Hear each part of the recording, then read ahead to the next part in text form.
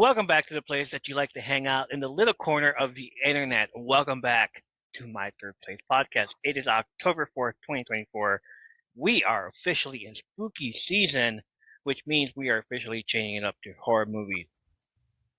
Last year around this time, I asked the Tumblr Live community horror movie questions. They came out with a bunch of answers as well and got traumatized for watching and reviewing a movie called Tusk by one of my favorite directors, Kevin Smith. Oh man, I wish I never had to see this movie. I love Kevin Smith. I love Kevin Smith, but I have Do not you? seen that movie, and I remember you talking about this movie, and it scares me to Yeah. not watch it. Is it bad or is it I don't know. Like I've been wanting to you piqued my interest when you talked about it before, but I'm like because I love Kevin Smith, but I'm scared. Do you want to know the synopsis of this movie? Hold on, let me read it to you. Is it disturbing? Let me. It is not what you would expect from Kevin Smith. Remember Red State? No, He did a movie called Red State, and it was just like, I haven't seen that either. wow. Okay, but see, I like, and I know this is going to be a very unpopular opinion, even Kevin Smith will say it. I loved Jersey Girl. And I know you're going to, yeah, you're giving me that look like, no. It's Geely that we're trying to get away from. It's what? It's Geely that we're trying to get away from. Jersey Girl came out during the time when Geely was horrible. So it's like, oh, another Ben Affleck movie. I can't stand it. And then like no. But like I tried watching Jersey Girl, and it was You don't like it? cute. No, it was a cute movie. I just tried it, but I mean, like I said, even Kevin Smith has made fun of his own movie, Jersey Girl. yeah. He has come from his mouth because I watch him and he talked about it on his stand-up comedy act because he's a comedian, and I've seen all his stuff and he's made fun of it. And I'm like, what? I'm like, I love that movie. I love that movie. I've seen that movie tons of times. So maybe I would like this movie you're talking about. Maybe? Tusk? Yeah, no. Okay. Okay, go for it. Let's hear it. It's based on a story from his Modcast podcast. It stars Justin Long, Haley Joel Osment, Lily Rose Depp, Johnny Depp. Wait, what? Johnny Depp? Yeah, he's in there. He's barely recognizable. Like you don't even you wouldn't know it was him. The idea for the film came during a recording of Modcast 259, The Walrus and the Carpenter. In the episode, Smith, with his longtime friend and producer Scott Mosier, discussed an article featuring a Gumtree ad where a homeowner was offering a living situation free of charge if the lodger agreed to dress as a walrus. What? Wait, what? Did I just hear this right? Did you say a walrus? Okay, where's this, what is this streaming on? Is this streaming anywhere? I gotta watch this now. I gotta watch it now. What's it streaming on? I just went on somewhere. I had to watch it. Like this was last year that I seen it. The discussion went on from there, resulting in almost an hour of an episode being spent on reconstructing and telling a hypothetical story based on the ad. So he told a story. He made a movie because of an ad, because a guy wanted you to dress up as a walrus. Okay. But this turned into a horror movie for Kevin Smith because, wow. Okay. So I love Justin Long. How was his character in the movie? Like, was it good? No, was it bad? Maybe I don't want to see this. Is it going to ruin like Justin Long and you said Haley Joel Osment is in there? You're talking about the little kid from AI, Haley Joel and I See Dead People. Yeah. So Johnny Depp is in it, but he is barely recognizable. He has a little cameo. And then, like, once you see the credits and you realize Oh, it's him. It's like, oh, what? No, rent it. You rock a walrus furry suit. a That walrus furries. so that's what happened. That's what happened, basically. Um, I don't know how to explain the rest of the movie because I feel like it'll like spoil the entire thing. Don't then. Rotten Tomatoes said Tusk is pleasantly ridiculous and charming, self-deprecating, but that isn't enough to compensate for its thin, overstretched story. Oh boy. Yeah. Okay. You guys, because I was told the same things, like you have to watch it. You have to watch it. If I tell you anything about it, it's just going to completely ruin everything Right. about it.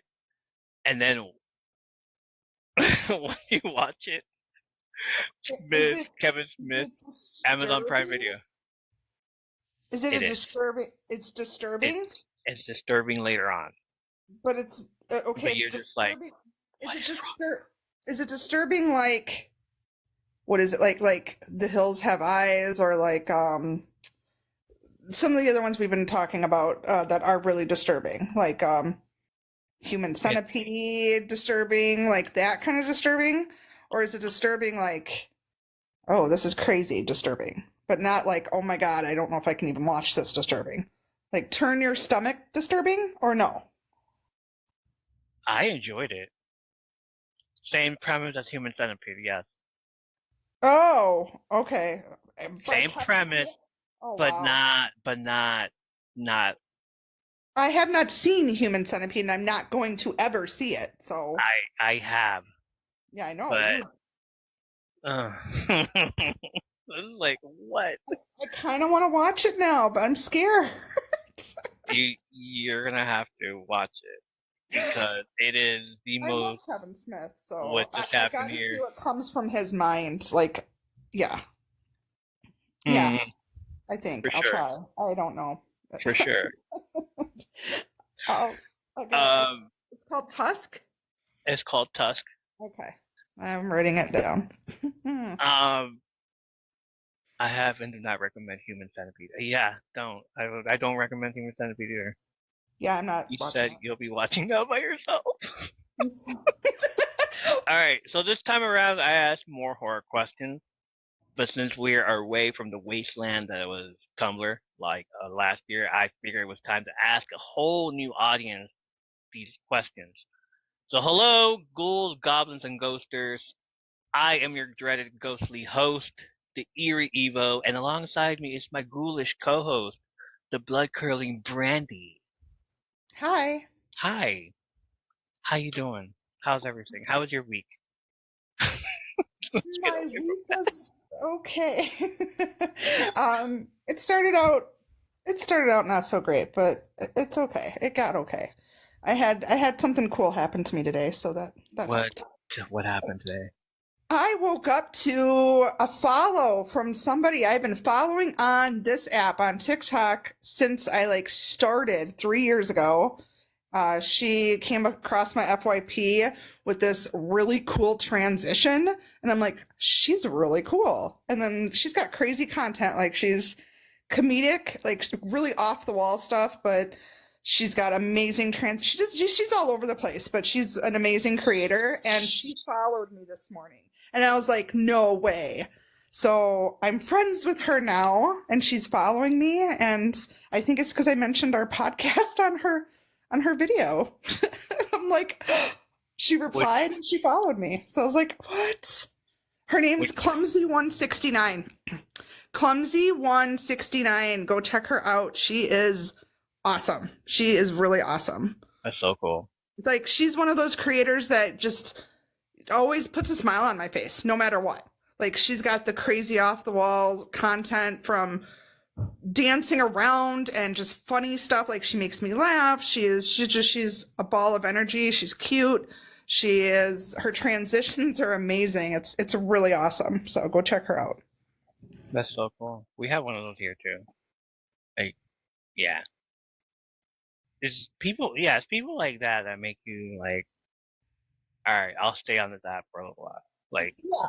Yeah, she was one that, because like I said, I just kind of started on here and I'm like, whatever. But she was one.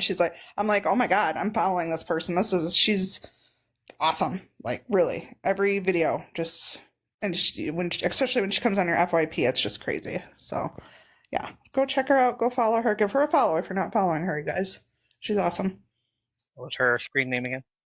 It is Clumsy One. CLUMSEYONE 69. Clumsy 169. Okay, cool. Really hope I'm saying that right. Hang on. Yeah, Clumsy 169. Yeah. I'm already following her. So. Oh, you followed her? Yes. Yeah.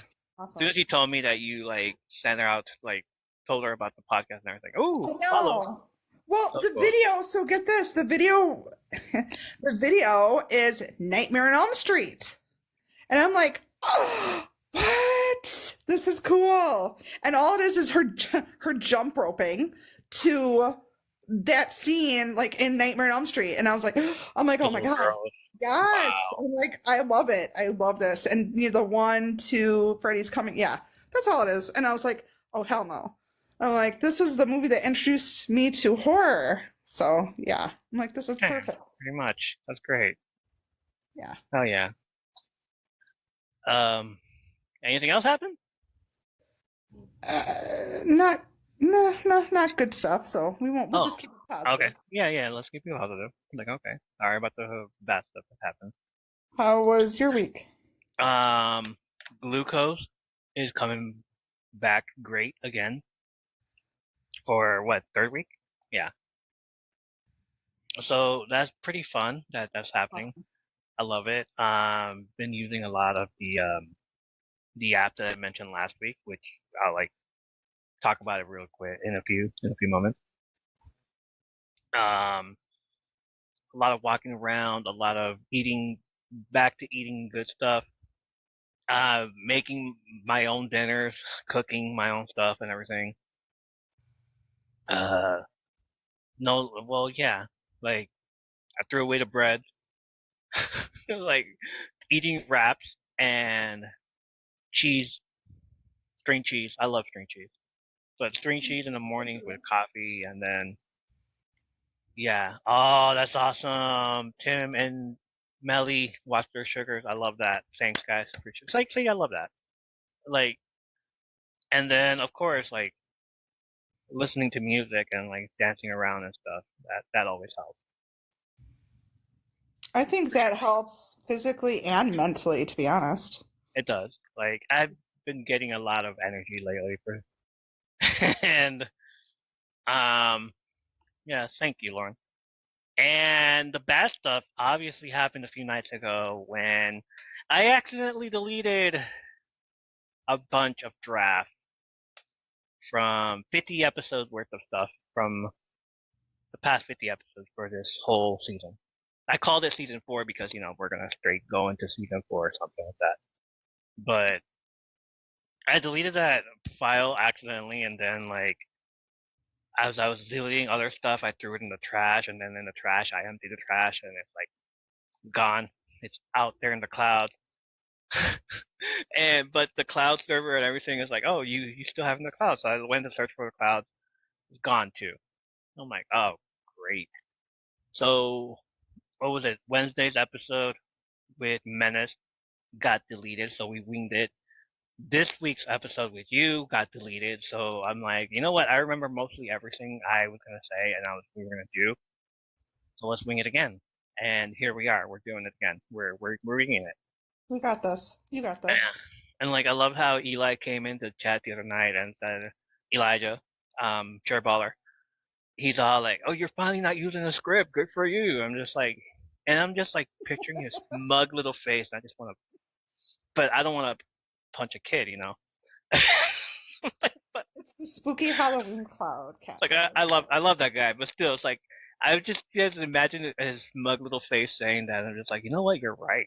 Like I'm He no is longer doing right. I'm no longer doing it with a script, and I'm just like, you know what? I've done this for like 2.5 years. Right? Is it 2.5 years? Almost 3 years. Almost 3 years in January. Yeah. A few months away. can I just say we're at 14,950 downloads, God, and 50. So you're 50 away I'm from your 50 goal, away, right? 50 away from the goal of being 15,000 downloads. And like it could happen tonight, it could happen at the end of the episode, and I'm just gonna be like, why didn't it happen while and during the episode? But it could happen tonight, and then we can celebrate it tomorrow. Who knows? That would But be amazing. you know, like as soon as that happens, I'm gonna be like, yes, like Well, all on cloud nine and everything. it's going to happen for sure this month because it's your favorite month. Yeah, So it's for every sure, month. whether it happens tonight, tomorrow, it's going to happen. So And this is episode 186. We're almost at 200 episodes. We're almost at the third year. We're almost going to celebrate the third year anniversary of the show in January 2nd. In first week of January. It's there. It's like I always celebrate it. So yeah, the last 3 months. It's 2025 is almost here. The last 3 months are going to be awesome. Let's just say that the last 3 months are is but definitely good things are going to happen to all of us. Let's just have that. Like, absolutely. you know, it's almost the season finale of the 2024. Mm-hmm. Let It's the gonna let the be pieces lay where they may. But you it's know, gonna like be whatever. a good season finale. It's, It's gonna be a great season finale. it will Yes. for sure. Um, yeah, and that was our week, right? Yeah, Mhm. here we are doing the episode, and we're good. Everything's good. I'm happy it's Friday. Me too, most definitely. You know what else I'm happy about? What? That you have an affirmation for us. Oh, you want my affirmation? Okay. Yeah, I got this. we got this. All right. Affirmation of the week is I breathe in healing. I exhale the painful things that burden my heart. So I breathe in healing and I exhale the painful things that burden my heart. I think that's something that a lot of us need this week. Inhale the positivity, exhale the negativity. Kind of, yeah. Yeah. For sure.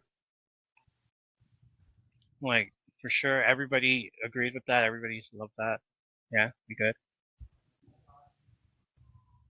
That's your affirmation for this week. I want you to breathe in the positivity, exhale the bullshit, please. Yeah, there you go. There you go. Yeah, there you go. Exhale all the bullshit. Exhale all the negativity. Exhale all the people that drive you nuts. Exhale everything that doesn't need to be there. Thank you for the heart, man. I really appreciate it. Exhale the people that just give you grief. Mm-hmm. Exhale the toxicity. Exhale the narcissist. Mm-hmm. Exhale the Exhale narcissism. Is that better? exhale narcissism. Yeah. And inhale positivity and kindness and like Yes. I said, healing. Because then you'll heal. Yes. Inhale positivity, love, and acceptance. Release sniffing that doesn't align with your authentic Anything. purpose. Release anything that doesn't align with your Oh, well, I'm purpose. glad you got that. Release anything. Like, Okay, never mind. It's fine. Team Telly just followed us on Spotify. I really appreciate that. Thank you guys. Appreciate it. Awesome. That's awesome. Please follow Team Telly. You guys, like, they've been my family since 2020. I love them. They're amazing. Mel, Tim, Team Telly, Tim Telly, Tim and Melly Telly.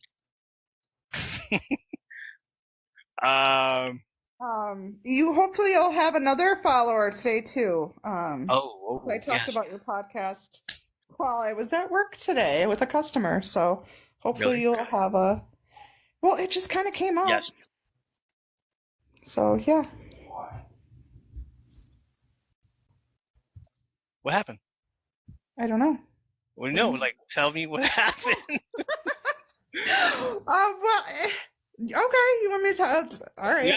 So a customer came in, and he was asking if I was doing anything. Well, I said, are you doing anything this weekend? What are your plans? And he told me, and he said, well, what are your plans this week? And I said, not much. I'm just recording a podcast tonight. And he's like, what?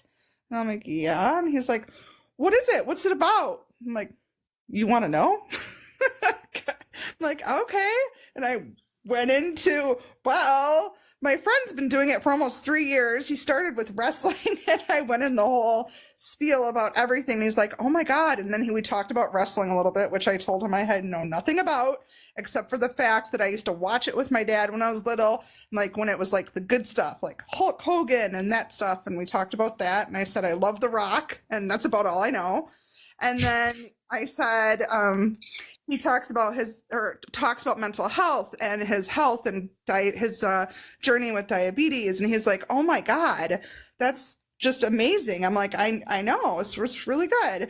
And he goes, well, what are you guys doing now? And I'm like, well, we were discussing Cobra Kai. It's like, my son watches that. I'm like, see, it's a good show. And then I said, tonight we're starting something new. We're going to start horror night. And he was like, really? And he's like, getting out his phone. What's the podcast? I'm like, What? really? I'm like, it's M3P Network. He's like, is it on Apple? I'm like, it's on everything. I'm like, it's on YouTube, it's on Spotify, it's on Apple. I'm like, here, put it in your phone. And he did. And he's like, I'm going to check it out. I'm like, yeah, that's awesome. And as he walked out the door, he was like, he turned around and he's like, People Under the Stairs. And I was like, what? The People Under the Stairs. That's my first movie that introduced me to horror when I was younger or little. And I'm like, oh yeah, because I had told him, I was talking, I'm like, well, yeah, both on TikTok, and he's been doing these videos for people to stitch all month of September. First one was Introduction to Horror, and then that's where he's like, mine is People Under the Stairs. I'm like, I'm going to shout you out. His name's Mikhail. So thanks, Mikhail. It was an awesome conversation I had with you today, and it was fun talking about the podcast with you. So his first introduction to horror was The People Under the Stairs. Sweet. Shouting him out. Thank you, Mikhail. Appreciate it. If you didn't follow, thank you for following on Apple. People Under the Stairs. It's like one of those movies that I've never seen it before, but because I was terrified of freaking horror movies back when I was a child. Like, that movie came out, in 80s? Like, 90s? Around there. So, like, whenever... 1991. Fine. I was, like, young. I was 10. Like, seeing, even and that. He is, let's see, he said he is 3 years older than my son. He's like 33. So I was trying to do the math of how old he was when he first seen it. So he was pretty young when he first seen it. Okay. I've only seen it one time, and it honestly was so long ago. I don't remember it, and it's one of those movies I want to see again because I don't remember it. So nice. Yeah. Like, so I'm gonna have to add that to my list. I'm gonna have to add that too, because I've never seen it. It would always be on TV whenever I'd be like switching channels looking for stuff, and it'd just be there. And then like I'd press, or it like whenever I turn on the TV, it'd be there, and it's just like already in the middle of the movie, and it's like I want to watch from the very beginning. Right. So like I'll wait until one day when I'm like able to finally watch it. And it's like, I guess like maybe as an adult, maybe, But I love watching these old horror movies. It's like, y'all got away with that? What? Oh my gosh, right? Exactly. Really? Y'all got away with that? Well, I mean, not. Was one of those movies that would be canceled today. I don't think. Anything? Last House on the Left. Oh No. gosh, yeah. Well, the original, yeah. Well, yeah. Like, and I'm just like, y'all got away with that? What? Even some of the massacre movies, Exorcist. Like, yeah. Yes. Right. But like, it's one of those movies where I would always want to watch them, but I didn't have the time to, or I didn't like want to start at all. But like, looking at it now, like, all right, I can watch it maybe if I'm not like, if it's not too much of a nostalgia. Wes Craven. Ah, I gotta watch it now. Wes Craven. This Wait, Wes for Craven. people under the stairs? Yeah. Yeah, yeah. I actually, now that you said that, I totally forgot that is Wes Craven. Wes Craven is amazing. He brought us Nightmare on Elm Street. Yes, Hello. he did. Yes. One of our favorite directors on here. Yes, he is Like, definitely one of our favorite directors. oh, we have a lot of options, questions for those as well. Like there were like favorite movies, favorite TV shows, favorite directors, and Wes Craven is in some of these movies. So, like we're gonna have to give a shout out to a big whole thing about Wes Craven. Oh, we should. We should definitely. That should be a plan. Or and others like John Carpenter, Stephen King. We could talk about. Yeah. But Nah. that's for another show. Another show, another episode. Another episode, I mean. Yes, another episode. Yes. For sure. Thank you, everybody, for you all still in here. I really appreciate it. The Omen freaked me the F out. Man! Oh my goodness, that's one I haven't even thought of. The Omen. That, yes, The Omen. That freaked me out too. It's all for you, Damien. Oh gosh. That I can never get rid of that voice from my head. I rarely ever get to see it because it's like, yo, man, I don't want to see that. Right. But like whenever, even during trailers, I saw for you, Damien. And then that's one of the things I can never get out of my head. The other thing I can never get out of my head is, they're coming to get you, Barbara. They're coming to get you. Okay, so since we're talking about lines right now, perfect line I'm gonna throw out there. I had it for later in the episode. It's gonna be from When a Stranger Calls. The line that freaks me out to this day from that movie is, it's coming from inside the house. Yeah, like just saying that makes me, just saying that right now gives me the freaking chills. Yeah. Which was the basis for Scream, for the movie Scream, because like he obviously Billy Loomis and Stu would call from inside the house or from outside the house, and like, you know, the whole thing. That's where Wes Craven got it from, basically. See, I did not know that. But oh my god! And have you seen both? Did you see the original with oh my goodness, what's her name? No. I love her. The original curly hair. I can picture her. She's on Scrooged with she's on Scrooged with what's his name? Yeah, I know who you're talking about. She's the fairy, right? Yes. Her. Yeah. She's in the original, and then the remake. They did the remake too. So have you seen either of them? No, I haven't. Like, I need to. Yes. This is, well, we'll get to it later, but yes, When a Stranger Calls, definitely. For sure. Kat is saying, I cannot watch any Scene with Spirits and such. No Exorcist, no Annabelle, no Conjuring, etc. Can't either. Elda's what she wants. Exorcism of Emily Rose freaked me out. It freaked me out too. I was at the movie theaters. Debbie from Dexter, and I'm watching this girl like, this is not what I'm usually used to seeing her as. She's usually cursing at the screen and everything. No, she's over here like, you know, bending her body in ways, and I'm just like, I don't want to see this movie ever again. What about, as if you guys are talking about movies like that? I'd sleep with a light on for a week. I was 20. What? That sounds like me. That sounds like me too. Yeah, Lauren, that's what sounds like me. I always also have to, like, if I'm gonna watch a horror movie, I have to watch something funny after. I cannot go to sleep until I watch something funny after, or listen to something funny after. It's still a thing. It's been a thing for me. But the Blair Witch Project, I watched in the theaters before I knew it was like, I didn't know it was fake. Like, this is when it was the whole big thing they made about it, and I don't know, maybe I'm just dumb, but like, I didn't know it was fake until after the fact, so it scared the hell out of me, especially because I went with a friend to the theaters to see it, and I was like, hell no. And then come to find out it's all fake. I was like, well, it was cool that I didn't know it was fake because it made it scarier. because I thought it was a true story, and here then are like, oh, it's all fake. I'm like, oh, okay. The Now I feel like, exact opposite for me. I didn't go to see it. I didn't go see it. No, it's like I waited, and then like I found out it was fake, and then I was like, all right, let's see what this movie's about. So like, I know it's fake. I already saw that. I already know everything that is fake. And I was like, all right, so I started watching it. Halfway through the movie, I get this headache. It annoys me too. Yeah, it annoys me too. very, yes.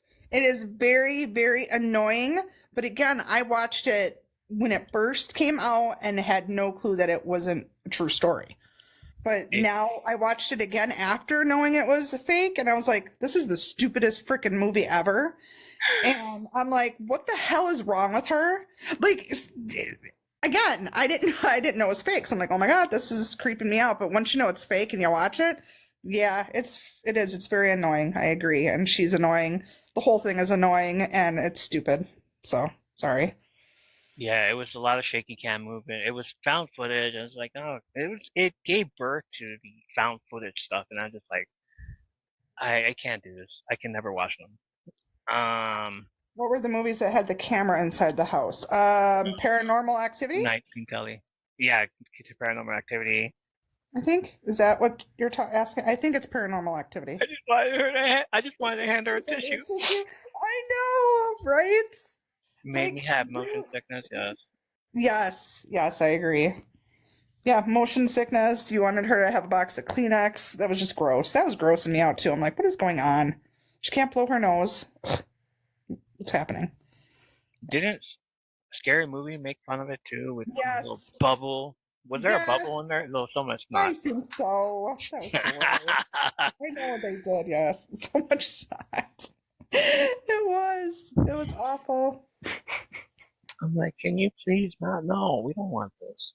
I did mention that I wanted to talk a little bit of Zombies Run, the game that I'm using to like for my fitness app. Yes. To like whenever I like want to go running now. Like I don't run anymore. I just walk it out. So it's called Zombies app, or Zombies Run. I'm sorry. As mentioned last week, it is a 2012 mobile fitness game co-developed and published by British studio Six to Start and Naomi Alderman for iOS and Android platforms. It is set around Able Township, a small outpost trying to survive the zombie apocalypse. Players act as the character Runner 5 through a series of missions during which they run, collect items to help the town survive, and listen to various audio narrations to uncover mysteries. The app is hands-free while the player runs and items are automatically collected. The app can record the distance, time, pace, and calories burned on each mission through the use of the phone's GPS or accelerometer. When using the GPS feature, the user can also opt to participate in a zombie chase, which requires the player to run faster, at least 10% faster. A form of internal training for a short period of time or be caught by zombies and lose their supplies.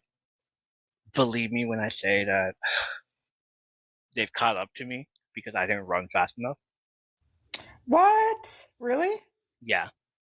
And I lost supplies and I'm just like pissed off about it. So is it kind of like you lost supplies? Okay. No, like I thought you were saying there was an app to help you start running. Well, it is It kind is. of. It is. Yeah. Because you're Fast. running away from the zombies. You want to get away from the zombies, obviously. Like you just like it's in your ear and you're just running and then like there's this story and going on in your head and your ear also and they're telling you where to go and like turn here, turn there, turn there. But you just keep like doing you're running in circles, go right ahead. But then it's like, oh, there's a zombie right behind you. Be careful. And then you hear the chasing and all that stuff. And don't fall. Wow. Don't fall. And so like either you run faster or they actually catch you and they tell you like, oh, you lost a supply. So is it like what is that? VR? Is it like VR? Is that what it's called? Like where you put the goggles on your face and you're looking at stuff? Do you know what I'm talking about? Yeah, but it's not VR. It's just like an audio. Oh, it's an It's an audio. audio. It's an audio. You're not seeing it, but it's kind of like that for Yes. purpose of okay. Yeah.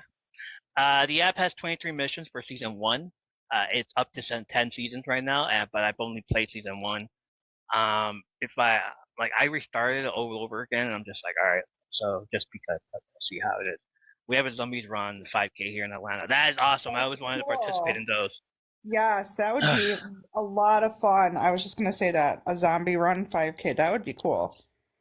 Uh, went to a monster run once, and it was so fun. Like I dressed up as Batman, of course, Of course. and it was pretty fun. It's just like I sprained my ankle, but still, I still managed to Finish? finish the race. Like I'm not gonna stop. That's There's some awesome. other stuff there. Season 1 focuses on the player's arrival and acceptance at Able Township and Able's rivalry with Buchanan, a larger outpost which treats its citizens harshly. The storyline of the game is written primarily by Naomi Alderman and a team of writers, with guest contributions by notable science fiction authors such as Margaret Atwood, Elizabeth Bear, Joanne Harris, and Andrea Phillips. The game was funded by a Kickstarter campaign which raised more than 5 times that was expected, a total of $72,627 from 3,464 backers. Additional season expansions have been released annually. In October 2012, Zombies Run 5K Training, a spin-off app designed as a couch to 5K training program, was released. I also used that one. I had to pay for that one, and it helped. Like it starts you off as like, all right, you walk, run, walk, and then first day, week 1, day 1, day 2, day 3, and then once you hit week 4, you're like running in sprints and all that stuff, That's and cool. it is so fun. It's the same saying where like zombies are catching up to you, a different story as well. I loved it. Everyone was dressed up. It's great. It was like I love going to those. I love going to those. Zombies Run became the highest grossing health and fitness app on Apple's App Store within 2 weeks of its initial release, and has drawn praise for the way its immersive storyline makes running more an academic attention for genre and health applications. Uh, It's actually really can. So where do you just like download it on the Play Store? yeah, Okay. download it, and there's some free missions there, and they're not too expensive. They're like $7.99 or $3.99, I think.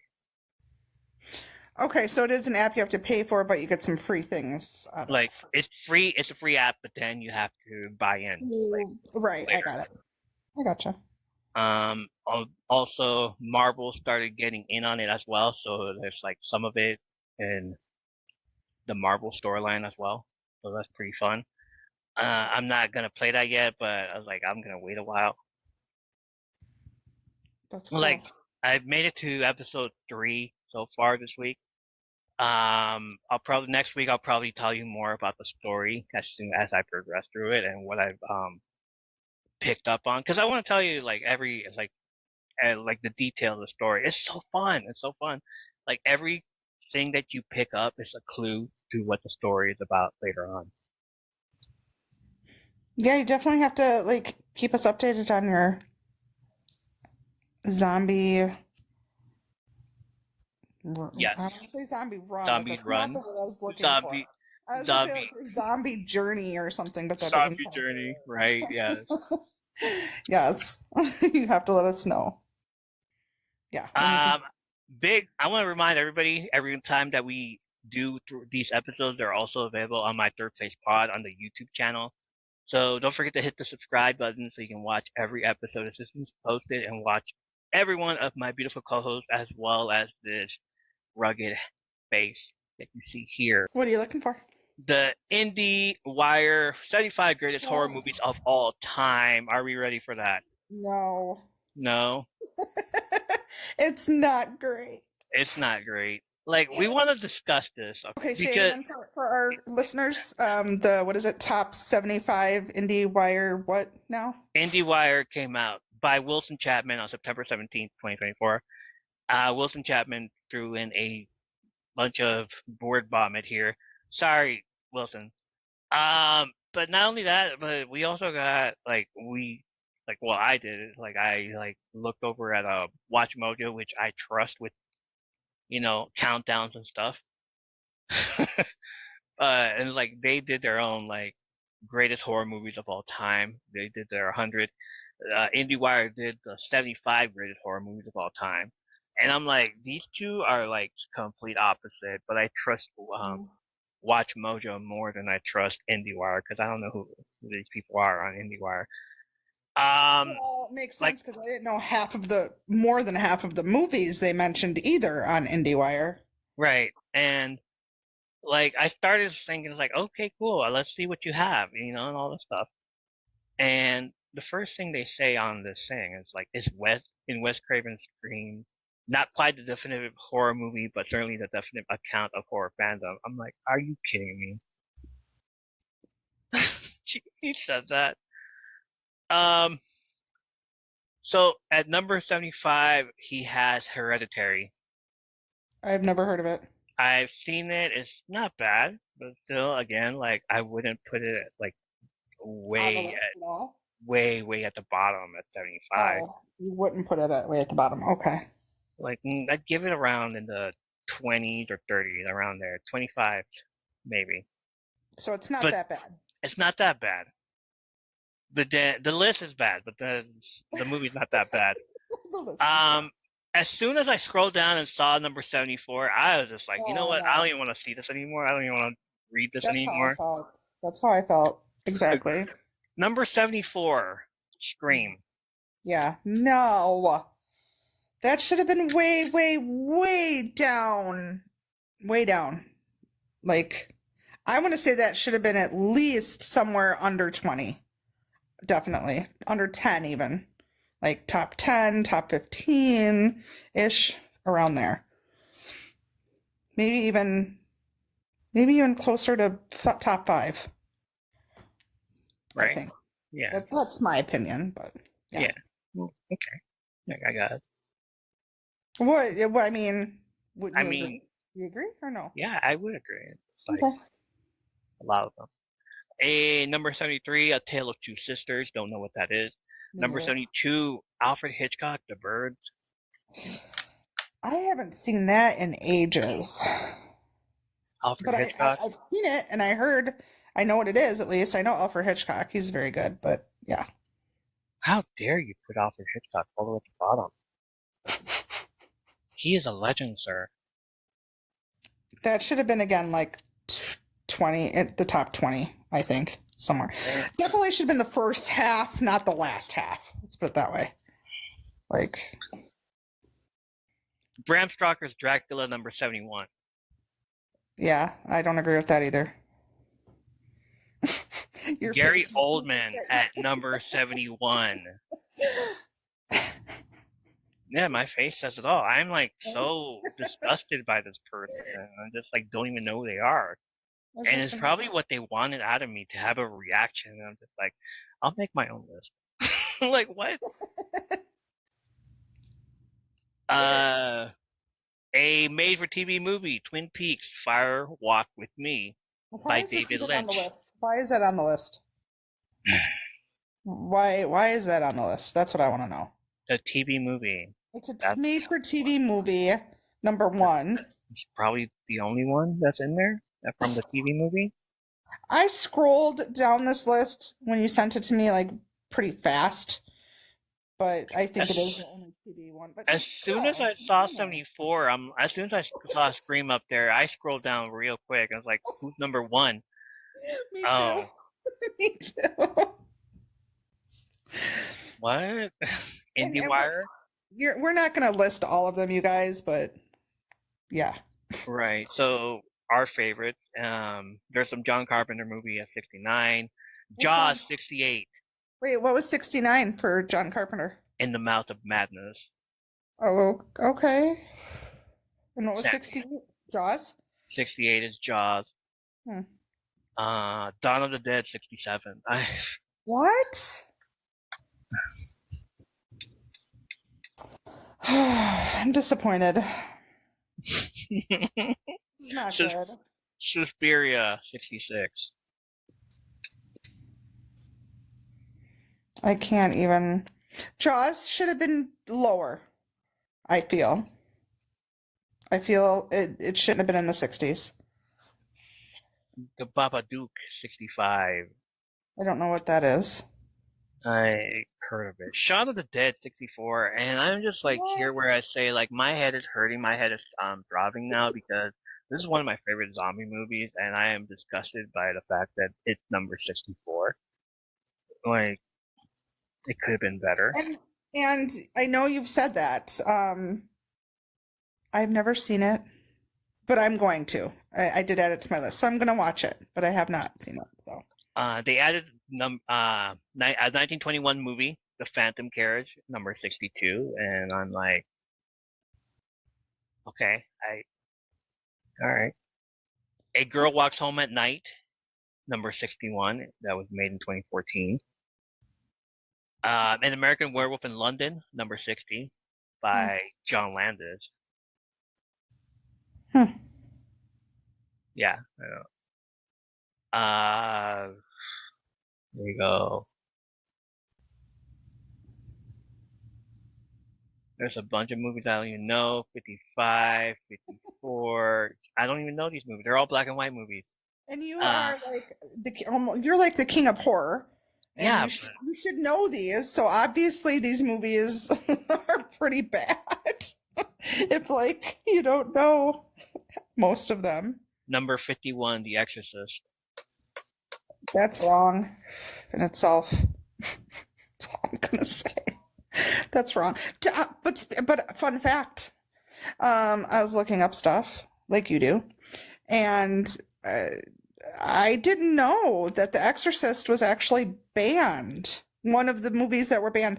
And I feel, okay, I think this is going to be another episode because I'm going to do some more research, but I was looking at movies that were banned, and Exorcist was one of them. I was Yeah. like, what? I didn't know that.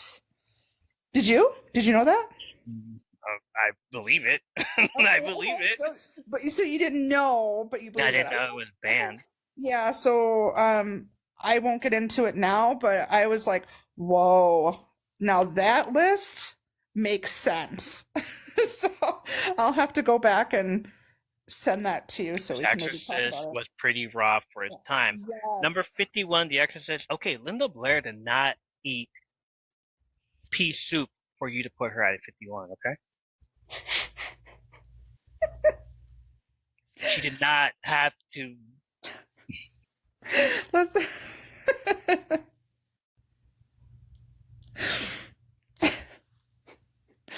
Yeah, I disagree with that. Number two. Number 50, Candyman. Really. I haven't seen Candyman, but I heard it's good. I've seen it. It's good. I heard it's good, but it's scary. It's So, scary. Number 49, are you ready for this? Because this pissed me off even more. uh-oh. Like, what? What? Carrie. No. They're all gonna laugh at you. Are you kidding me? They're all going to laugh at this person that's doing this list, is what's happening. Pig's blood, everything. Brian De Palma, you're gonna put him at 49? Oh, see, isn't this disappointing? This list is not right. Sorry, but it's just Sorry. not. The Fly, number 48. Isn't that one of your favorites? Yes, it is one of my favorite movies. Number 47, Let the Right One In. Really? 45, Brain Dead by Peter Jackson. indiewire.com made this list. There's another few movies that there were like Japanese. Another one, Rosemary's Baby at 42. Was The Grudge on this list? You mentioned Japanese. I don't know yet. I haven't seen it. I haven't seen it in here. Roman Polanski's Rosemary's Baby at 42. I want a recount also. Oh, the original Let the Right One In and Original Orphan? Yes, the original Let the Right One In. Where did I say it was? 40 something? 47. 47. The 2008. Yeah, Rosemary's Baby was very freaky. I like to make the noise from The Grudge. Does he get mad?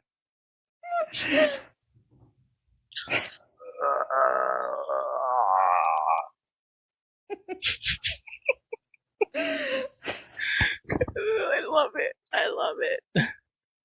Nosferatu, number 40. Really? Yes. That's a classic. It Uh, is.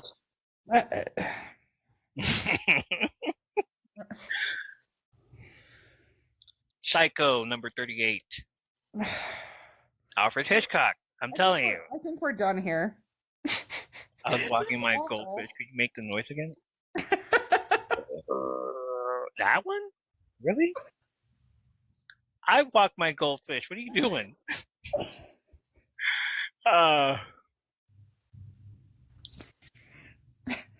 Number 36, Nosferatu the Vampire. Okay. Number 34, The Beyond. Number 33, Hellraiser.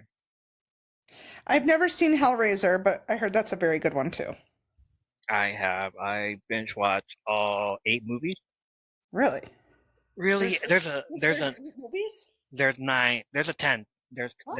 But at the time that I was binge watching, there were 9 movies. I watched 8 of them. The 9th one was found footage, camera, motion sickness. I said no right away because I'm not about to watch this man. And it wasn't even him anymore. It wasn't Doug Bradley anymore. Wait, that's the one with the pins in his head, right? Yes. Okay, so I know this movie. Someone's like saying in the chat, "What?" Because I've never seen it. It was my mom. My mom had this movie, and it was one of my mom's favorite movies. She was into that kind of stuff, and I remember watching it when I was very young. As in, I don't remember anything about it. But I know it was scary, so I would have to watch it again. So I can't say I haven't seen it, but I don't remember a thing about it. Right. So it's one I will definitely have to watch again. For sure.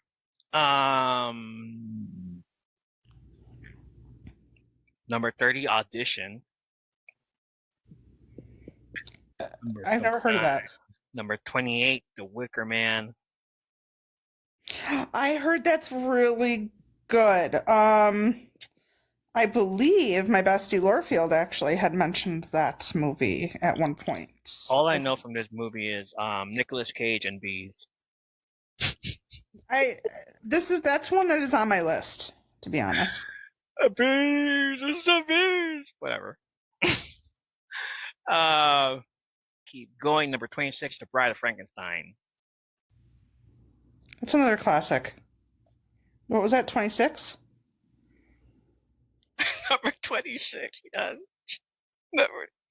Bride of Frankenstein from 1935. Apparently Nick Cage and Longlegs is scary. The Nick Cage and Longlegs. Okay. Nick Cage and Longlegs is scary.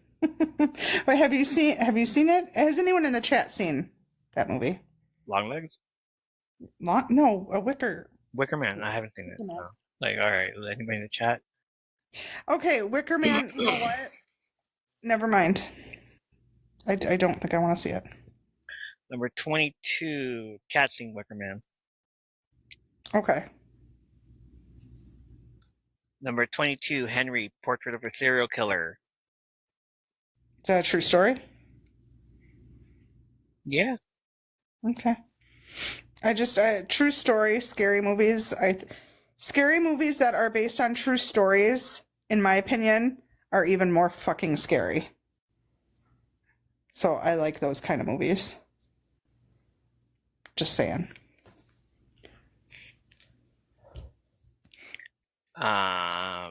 We get to top 20, 19, Evil Dead 2. Where's Evil Dead? Not even here. What? Like, I haven't checked. I don't even know. But the fact that Evil Dead 2, it's like not even it's comedy-ish, I guess. That was another one of my mom's favorites, was Evil Dead. Yeah. Evil Dead 2. Ages since I've seen that movie too. Number 18, Halloween. The original? Yes. 1978, John Carpenter. Did you say number 18? Number 18, John. For Halloween. Are you kidding? Halloween. No, I'm not kidding. That should be in top 10 right there. right? The original Halloween should be in the top 10. Why in the hell is it 18? Bunch of other movies that I've never heard or seen. Night of the Living Dead, the George Romero 1968 is number 13. That's fair considering the others. Hey, Jody Nicole, how are you? How you doing tonight?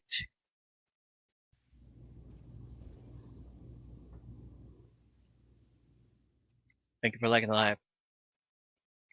Yeah, I know. Like, You're gonna have to edit stuff out now because you're getting distracted.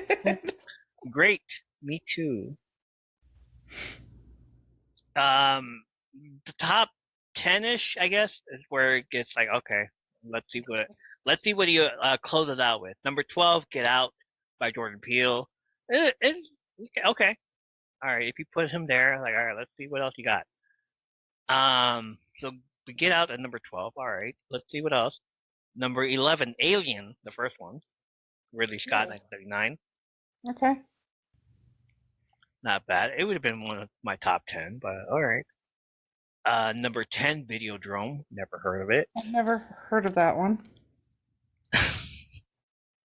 Number 9, The Blair Witch Project. Oh no! Seriously? Like, Okay, wait. So he doesn't know it's fake yet. That's probably it. or, yeah. That's it. That's it. He doesn't know it's fake. That's okay. We'll give him a pass. What the hell? That was number 9. Yes. Okay. What's Waste number 9 spot. Number 8, The Shining. I like that. I leave it there. Yeah. Like, Shelley Duvall just stole the show, the movie, basically. So we agree with 1 so far. Maybe 2.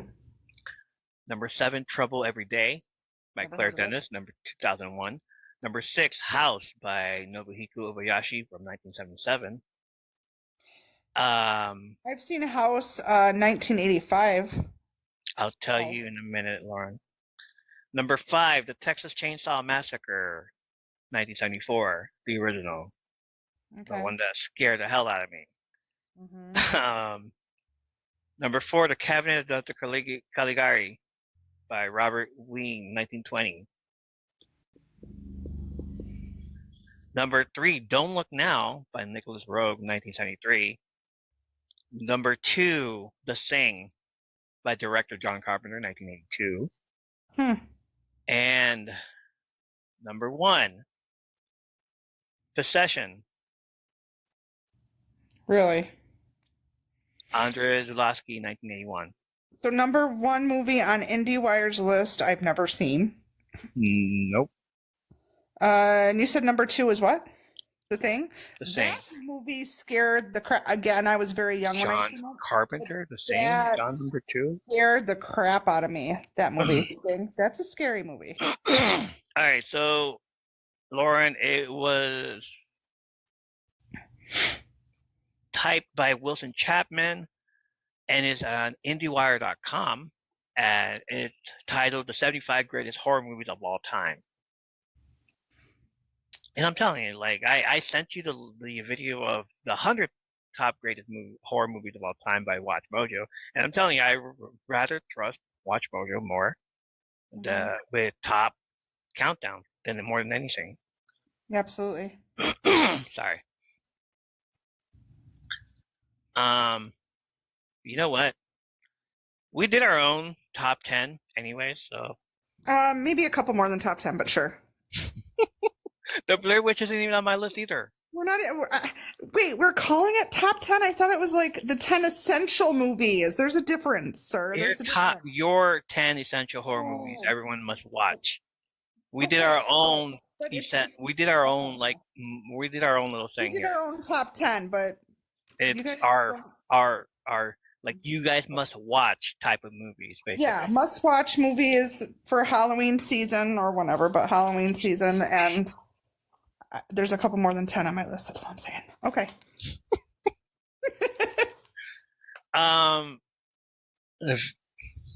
Okay. You want to start off? Mine's not in any particular order, sir. Mine's not I'm not. either. I'm just This so is we. not a top 10 top 10. This is not a classic top 10. I It's don't not. want anyone being confused here. I'm not rating them in any way. This is just maybe 13 essential movies that you should watch, in my Yes, opinion. for sure. And we did like we split them up because there were like 5 movies that were family friendly. Yeah, yeah. We threw Like, in some family horror movies, yes. Um, Also, I do want to say that my list is probably going to be completely different from his because I look at okay, I look at scary in a different way. He is more about, I believe, correct me if I'm wrong, more of a fan of gory, Mhm. slasher gory. Mhm. I am more of a fan of, and I used to be when I was younger. Now that I'm an adult, not so much. Coming from the person that wanted to be a doctor, I don't know what. Now I can't. I've got a really, whatever you want to call it, stomach. Like I can't handle that stuff. So my scary is I like scary. Like I like suspense, thriller scary, and I like true story scary. So my horror might be a little bit different. So I just don't want anyone judging me because my son's girlfriend already judged me when I sent her my list today. And she's Wow. like, some of those aren't even horror movies. Like, excuse me? Excuse me? What? So I'm just saying they are all genre of horror because I made sure and I looked it up because I didn't want to like be like the indiewire people in any way. I wanted to make sure that it's genuinely my movies I picked were horror related in some way. That's all I'm saying. Okay, you can continue now. Okay. I just had to say that. All right. So you want to start off? Let's start off with you. Okay, again, not in any particular order. Are we going back and forth? Is this Go what we're ahead. doing? Yeah. Go ahead. Well, obviously, We my are going first back and one, forth. again, not in any particular order, Nightmare on Elm Street. The original, the original Nightmare on Elm Street. That is what introduced me to horror. That is the ultimate. Freddy Krueger is my hero. I'm just kidding. No, he's not, but yeah. I love Freddy Krueger. I love that movie. I love everything about that movie. I'm upset that I can't watch that movie right now because I don't have a way to watch it, but I love Freddy Krueger and I love Nightmare on Elm Street. So, For sure. Um. So mine, same thing. Nightmare on Elm Street is what introduced me to horror. Number 1 was amazing as hell. mm-hmm, I was like, I love it. mm-hmm. But number 3 is the best Better. sequel. The best sequel, like from 1 and 2. Like 2 didn't No, have anything to do with it. So 1 no. and 3 is like if you're gonna watch them in order, just watch 1 and One, 3, and those are the ones that combine yes. that make a lot of sense. Yes. 1, 3, and 4, and 5. All of those. Yes, or Netflix, yes. But Nightmare on Elm Street 1 is Yep, one of I my have both. favorites. I have both of those, but I have all of those, but it's not on there. It's not playing anywhere. Sorry, someone was asking me if I had streaming channels. I've got all the streaming channels except for Max, HBO Right, Max, right, and it's not playing on anything. I checked, trust me, because I right. wanted to watch it this weekend. Freddy has swagger. Scary, hilarious. Freddy has swagger. He does. Like, whole welcome to prime time, bitch. Yeah. Um, okay. What's your next one?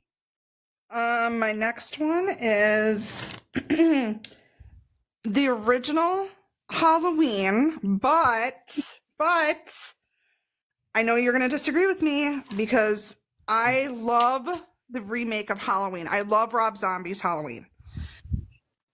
And I'll tell you why. Okay. Because I didn't think I would. And it's my tradition to watch Halloween, the original Halloween, every Halloween, no matter what. I always watch it. When this came out, this one I was like, what the hell is this? I'm like, remakes usually aren't that great. Don't get me wrong, there are a few that I love. But this one really it it went into him as like a child and like why he became the way he became. And I liked that backstory. I thought Rob Zombie did a really good job at that. And I'm surprised actually because that is a gory, gruesome horror movie. So I'm surprised you don't like it as much as I do, to be honest. Because it is. It's pretty gory, in my opinion. But I like the story line. I like how they did it, how Rob Zombie portrayed it. I think he did an excellent job. So I know you disagree with me. No, you're fine. My next one is Friday the 13th. Although I didn't start watching it until like later on in the game, around I think 7 or 8. Like when he comes out of the when he comes out of the back from the cemetery, back from the dead because of freaking lightning. Corey Feldman was in on on that one movie. Yes, Corey Feldman.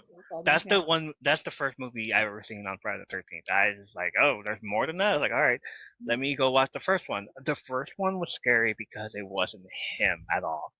Mm-hmm. Like his mom was the first one. Like, and I was just like, who is this? Where's Jason and the mask and everything? Like he didn't show up until part 3. But the first, and even at the very end of this movie, it's the boat, him from like catching the girl on the boat. That's what like, oh shit, I wasn't expecting that at all. That's Right. the big suspense that was there, and that's what fucking caught me at the beginning. And it's like, oh damn, like I wasn't expecting that. It was awesome. Can you repeat for me which Friday the 13th again? I'm sorry, I didn't catch it. I don't know. I think it was 6 or 7. Okay. It's But been a while the since one I've with seen that one. the one with Corey, the one that I watched was with Corey Feldman. Chris Feldman. But this one, the one that I'm putting on here on the list, is the first one. Oh, the original. The original, because of the mom. Gotcha. Mrs. Voorhees just like, trying to avenge her son's like death. He's not even dead. But still. Like, oh. So yeah, that's on my list as well. Those are the movies that you need to watch, essentially. Absolutely, yes. The next one for me is Scream. Yes. I am a huge Scream fan. I know people are like, it needs to end. No. No. I honestly liked every single one. It wasn't like Nightmare on Elm Street where they made number 2 and what the hell is this? Because it had nothing to do with any of the other freaking movies, and I was disappointed when that happened. But then I gave Nightmare on Elm Street 3 a chance, thank God, because yeah, like you said, go from 1 to 3, 4, like 2 made no sense. But Scream, I feel all of them. Just all of them. I love all of them. And I had the chance to actually see the latest one in the theaters, and I loved being able to do that. So Scream is an essential. Whether it's the first one, all of them, but yeah, Scream is definitely on my list of essential movies that you guys need to watch if you haven't seen it, or even if you have. All right, my next one. I think you agree with me on that one. Yeah, I love Scream, of course. Like you have to watch it. The next one is The Fly. Gruesome, gross, disgusting, whatever you're gonna call it, as Jeff Goldblum. The best Jeff Goldblum. Like Jurassic Park was okay, but I love Jeff Goldblum on here. He's a scientist, has a pod that can transfer him from one pod to another, 2 pods, and like he transfers himself. It's what we all wish we could do, like have a place where it's like, hey, I wish I could be at your place, and transfer himself over there. So he goes into the pod, and the fly goes in there with him. He comes out the other side different. He becomes the fly, and it is the most disgusting movie. And it's just like, oh, this is nasty. But yes, it's a must watch though. Yeah, and I mentioned I have not seen that yet. And probably for the reasons what you just said. Because it is, yeah. For sure. like I said, I have a light or whatever stomach, so yeah. But I'll try because it's one of your favorites. So I will try to give it a. I'll give it a try and see if I Give can it handle it. give it a Yeah. try. Yes, I will. I'll do that just because it's one of your favorite movies. So All right, go for it. that was my goal is to watch one that I haven't seen, but it's one of your favorites. So I will give The Fly a chance. My All right. turn. Yes, go for it. Trick or Treat. Oh, Trick or Treat is an essential movie. If you are a Halloween lover at all, if you love Halloween, or if you love the season, spooky season, you've got to see it. Trick or Treat is just, it's all kinds of creepy. It's really good. And it's one of those movies that have short movies or like 3 short stories or whatever in the movie. But yet it has this, the creepy little kid with the, yeah, it's creepy. It's good. It's really good. And if you haven't seen it, you got to see it. That kid or whatever creeps me out. Sack Boy. Whatever it is. Yeah, with the sack on him. Oh my gosh. Yeah. But I love that one. So that's an essential.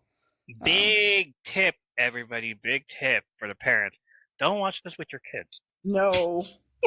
No. I made that mistake watching it with a bunch of nieces and nephews, and I forgot there was a scene there that involved werewolves and naked women, and I'm just like, oh shoot, hey, Cover your eyes. cover your eyes. Sorry, I didn't know. I'm sorry. I got in trouble. I got yelled at, but whatever. It's all good. Oh well, too bad. So sad. I'm sorry. I apologize. I forgot all about the werewolf thing, like the women wolves. My turn, right? Next, mine. You guys have to watch one of the best movies, horror movies, because it has everything in them. The Monster Squad. Okay? Yeah, we're getting to family? Wait, what? No. This is like actual. This scared me as a kid. Oh, I have this. Like it may be family. It may be family, but still, it is one of the best horror movies out there because of the vampire alone. The vampire girls alone. Okay. Monster Squad. It is the Avengers of monsters. First of all. Yes. It has Dracula, the Mummy, Wolfman, Frankenstein's monster, and the creature from the Black Lagoon. It's got all the monsters. It's awesome. It's got all the monsters. Van Helsing, Dracula and his wives. He gets 3 girls and he bites them and they become, vamps and all stuff. Great. You get to, like there's the whole monster trivia. We find out that Wolfman got Nards as well. Like one of the best friggin' movies of all time. Favorite lines from a movie. That's one of my favorite lines right there. Kick him in the nards. Kick him in the nards. What? Kick him in the nards. Kick. Wolfman got nards? I love that line. And there's only one way to kill a werewolf. Of course. Oh my god. Alright. Go for it. Oh, is it my turn? Okay. Yeah. That was on my list, but I had it under family, but yeah. So okay. I agree with you on that one. My next one, and this may be one that Bailey disagreed, I'm assuming, The Final Girls. That is one of my all-time favorites, and maybe it's considered comedy horror. It's considered comedy horror. So that's the whole point of this list, to have the essentials. You want to have fun watching a horror movie as well. Yeah, I mean, so like it's not a slasher. It's different. It's different. It's an emotional movie, but it's also a comedy, but it's also horror. Like it'll make you laugh, it'll make you cry. Like it's a good horror movie.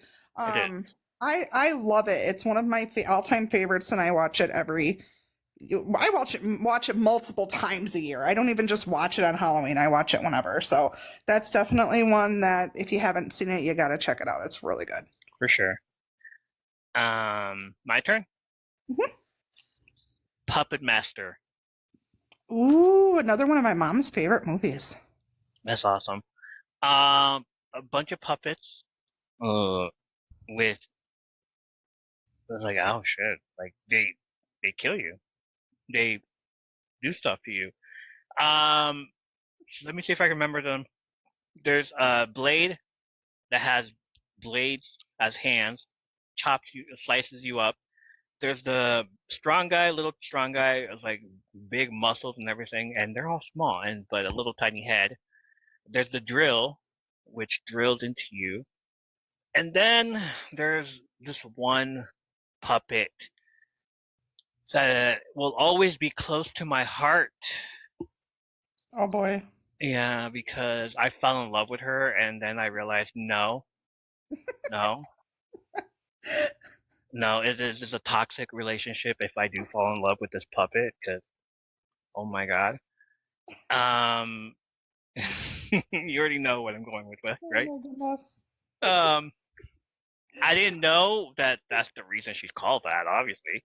But like as soon as it came out, I'm just like, nope, I'm done. I can't even look at the rest of this. It's like I like turned away because it's just like her name is Leech Woman. Yes, exactly, exactly. I can't. That is the name, Leech Woman. Leeches come out of her mouth. Oh I'm like, my where god. do you get the stomach? Where did it come from? And it just like regurgitate coming out of her mouth and sticking on the person she is. Like this guy in freaking bed held up, and because he was trying to get some with this girl, but the girl walked away, and then Lee's girl comes on there and it's like, eh, eh, eh, and he's all thinking, it's like, yeah, girl, go for it. I see what you're doing. Yeah, huh? Oh yeah. And then he like does this type of stuff because he's blindfolded. Also, he does this type, and like he sees from the corner of his eye a little fucking thing coming out. Like, oh, I was like, oh, what the hell is this? What? And then she comes out, and it comes out on him, and it's like, and he's all like, ah, and he starts screaming and everything, and I just like, do that again. No. Do that again. I was just gonna say, just your sound effects are great. Like, That's what she did in the entire movie. That's all she did. And then when she does, it's like, oh, that's sexy, Leech Woman. Hell yeah. And then she does the thing, and I was like, nope, I am done. I am out of here. I'm not coming back. I don't know, since then, it's like, how many movies now? Like 3, 6? I don't know. But there was this one 6-shooter guy with 6 arms, and he's a cowboy, and he has 6 guns. And I was like, oh fuck, I can't do this anymore. I don't know what's going on. I think I watched only 3 of them.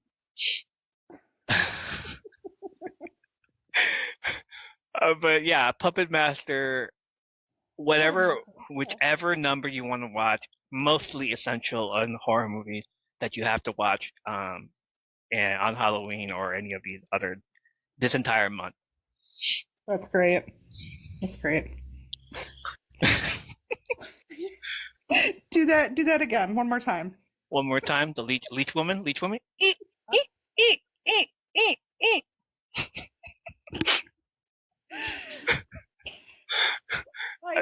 I'm so glad you're asking me to do that and not what she actually does, which I'm like, oh, No, not that. no, oh. It's like, can you guys not? Can you just? Can the camera just like, okay, it's coming out, and then put it to the guy's face, and then like show the thing, not just keep showing her try to irritate. I'm like, oh, this is. I can't. I can't do this anymore. I lost patience in this movie a long time ago. It's so bad. This movie is so bad, but it's so good to watch on Halloween. It is fun. It's so bad, but it's so good. Yes. One of those movies. Okay, Yes. love it. All right. You're up. Go for it. What else you got? Um, Final Destination. Yes. Final Destination scares the crap out of me. I love Final Destination. Actually, I love them all. I Interesting thing is about these movies is they're not in the right order. Like I had to see when I watch these movies, I'm a fan of them and I'm like, wait, I need to get this right because the way it ends, they do it right. Like when you watch the final one, you're like, oh my God, it makes sense. Mhm. Like, because it goes back to the beginning and I don't want to give too much away for people that haven't seen it or seen them, but you got to watch all of them. But there's a particular order, and I can't think of it. I didn't write it down, but you can Google it. So if you Google the order that you are meant to watch those in, I suggest you do it that way. And I didn't at first, but I did because I've watched them multiple times, and it's an even better watch experience if you do it that way. But I Yes. love all those movies, and all those movies have gotten me so much anxiety. My anxiety has risen, like seriously, because of these movies. Like I won't go in a tanning bed. I will not drive behind a truck that has the truck with the logs. No, roller Oh my coasters. God. It's ruined my whole life experience of everything. I'm telling you, but it's a great. It's an essential watch. So yeah. NASCAR. Oh God, they've thought of everything. Like They thought of seriously. everything. NASCAR, plane trip, Yeah, of course. Like going on an airplane. being Sorry, stuck on a travelers. bridge, being stuck on a Right. bridge, Yeah. gymnastics even, like, Oh my bro. God. All of it. All of No, it. I can't do that. Like, and it's funny when not funny, but it is funny. Like when you watch it and then you literally, or I literally would be like, oh my God, no. Like in my everyday life, like seriously, like driving, or like if I'm next to a semi, I'm like, oh no, fuck this. I need to get away. Like just different things. Like it, It it ruined ruined my life, but yeah, you should watch it. exactly. It ruined my life and it has made my anxiety go through the roof, but you definitely should watch it if you're a horror fan. For sure. All of them. Oh my God, yes, That's one on my list. yes. Um, Next one on my list is Hellraiser. Hmm. Well, I said the reason You why. said Hellraiser. Hey, Yeah. I said Hellraiser. It's like the reason why is because, I wanted to watch the first one. It's like I wanted to see what it was about, and I'm just like, okay, this is totally different. Yeah. If you're into BDSM, yeah. I'm just like, oh shit, but in time, it just got to the point where they're so bad, but still you have to watch them. And then like I got up to 8, 9 is just a video camera and shaky cam footage, and I'm just like, no, I'm not watching this. And then they made a new one earlier. I don't know, like the most recent one is like a girl Hellraiser, a girl Cenobite. I guess they couldn't find Doug Bradley. And like I said, number 9 didn't have Doug Bradley, so I didn't watch it at all. Hmm. I know. I need to watch those. I need to try that too. So The Fly and Hellraiser. Again, I watched Hellraiser when I was like little kid, but I don't remember it. Right. My turn? Yes, go for it. Um, okay, so I'm just gonna put these two together because they're both Stephen King. Okay. Maximum Overdrive, one of my Yeah. favorite. It's got Emilio Estevez, and I love him. And Silver Bullet. Oh, Those two, nice. those are like my. If you can have a comfort movie that's a horror movie, sadly, Maximum Overdrive and Silver Bullet are both those are like just my comfort horror movies. Besides The Final Girls, that's another comfort horror movie, for me. But yeah, Silver Bullet. I love Corey Haim. I love that's a great and Gary Busey in that movie. I love that movie. That's a good yeah. Silver Bullet is definitely a classic favorite for me.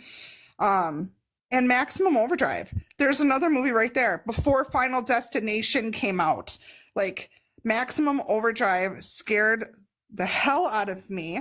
Like I didn't want to go get a pop out of a pop machine or soda machine out of a soda machine because after seeing this movie, because the soda machine goes berserk and they start flying, and you wouldn't think you'd get hurt badly by a Mm. soda coming flying out of a pop machine, or like I wanted to stay away from toasters and lawnmowers and especially semis.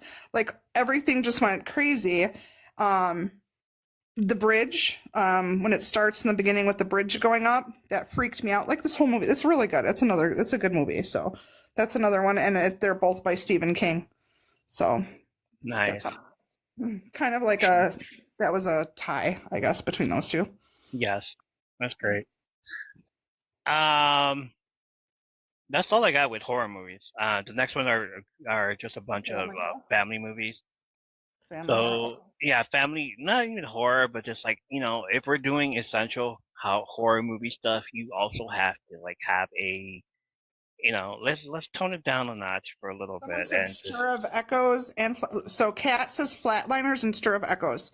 yes, I have I've seen both of those, but again, very long time ago, so I'd have to watch them again to remember them. sure, Those are both good movies too. for sure. Um, Those were my. I'm done with mine, kind of, except for the family. Besides, I have like three. I have a couple. I have a few honorable mentions. So go honorable ahead. mentions. All right. Yeah, So the first one, it's a must watch every um Halloween season, of course. I know what you're gonna say. Uh, what already? Let me Um, concur. it is the most quotable movie ever. It Oh yeah. is fun. It is amazing. It is awesome. It's like one of those you have to watch them. It also like on Halloween night, stay away from virgins, please, because you don't know what they're up to. Like, hey, are you a virgin? Like, you can't just go asking people that. Like, hey, are you a virgin? No? Okay, then cool. Come with me. Come hang out. Let's hang out. If you're not a virgin, we need to, like, get rid of it. It's like, yeah, no, we're not doing this at all. Like, Okay, whatever you obviously have going on. you're not talking about Once Bitten, so I know the other one you're talking Obviously, it's not Once Bitten I love with Once Jim Bitten too. Carrey. Jim Carrey's first ever movie debut before anything else, before he did not Mad TV, the other one, In Living Color. Living Before Color. anything else, he did a movie called Once Bitten, and he was freaking awesome in it. No, this one is, let's stay away from the family movie connotation that it took a virgin to light a candle, and you know, a virgin lit a candle. Like, okay, why does it have to be a Disney movie and talking about virginity?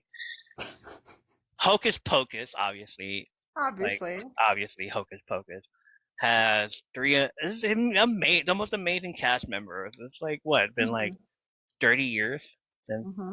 the movie came out. One of my favorite movies. I've done videos of those three. Me too. Hollywood, that whole scene, like I know it from top to bottom. It's like L.A., huh? Like what? Um, told you not to call me Ernie no more. Like, okay, his name is Ice. Anyway, what about Buzz? Like, I love that I don't movie. smoke. There's self-conscious in Hollywood, so whatever. Like that's the most quotable movie ever and stuff. It's just a bunch of hocus pocus. You know, I love quoting that movie from top to bottom. I tell my dog, it's like, away, beast, away! And she's like, all right, whatever, dad. Like, okay. But, it is so fun. Like, you have to watch Hocus Pocus every You Halloween. do. And my son's girlfriend will tell you that too. Like, she will disassociate herself with you if you do not watch that movie with her or watch that movie. Just watch that movie. Yeah. Yeah. Like, that's the one of the Can't best. can't watch it with me. I will quote the entire movie from top to bottom every time. Yeah, I'll she's pretty talk cool. during the movie. You're one of those. Yeah. I'm one of those. I will talk during the movie. I have those movies too. I'm not gonna lie. I do where I quote all of everything. Yeah. So All right, what's your next one? What's your first uh, introduction in there? for family horror, well, we are used Monster Squad, but you already said that. Little Monsters. Little Monsters. Little It's like I've Monsters. heard of it. I think I've seen it when I was young. I just don't remember watching it. Oh my goodness. If you don't remember it, watch it. Watch it Uh, like now because it's on Roku channel right now, you guys. It's on the Roku channel. If you have Roku, it's free. Howie Mandel. I never even realized that was him until like years and years later. Fred Savage was a Fred crush of Savage, mine. of course. He was like my crush when I was a kid. He's in there, and and his brother from Boy Meets World. Ben Savage in there too. Ben Savage is in there. They play brothers. I love it. Like Look at that.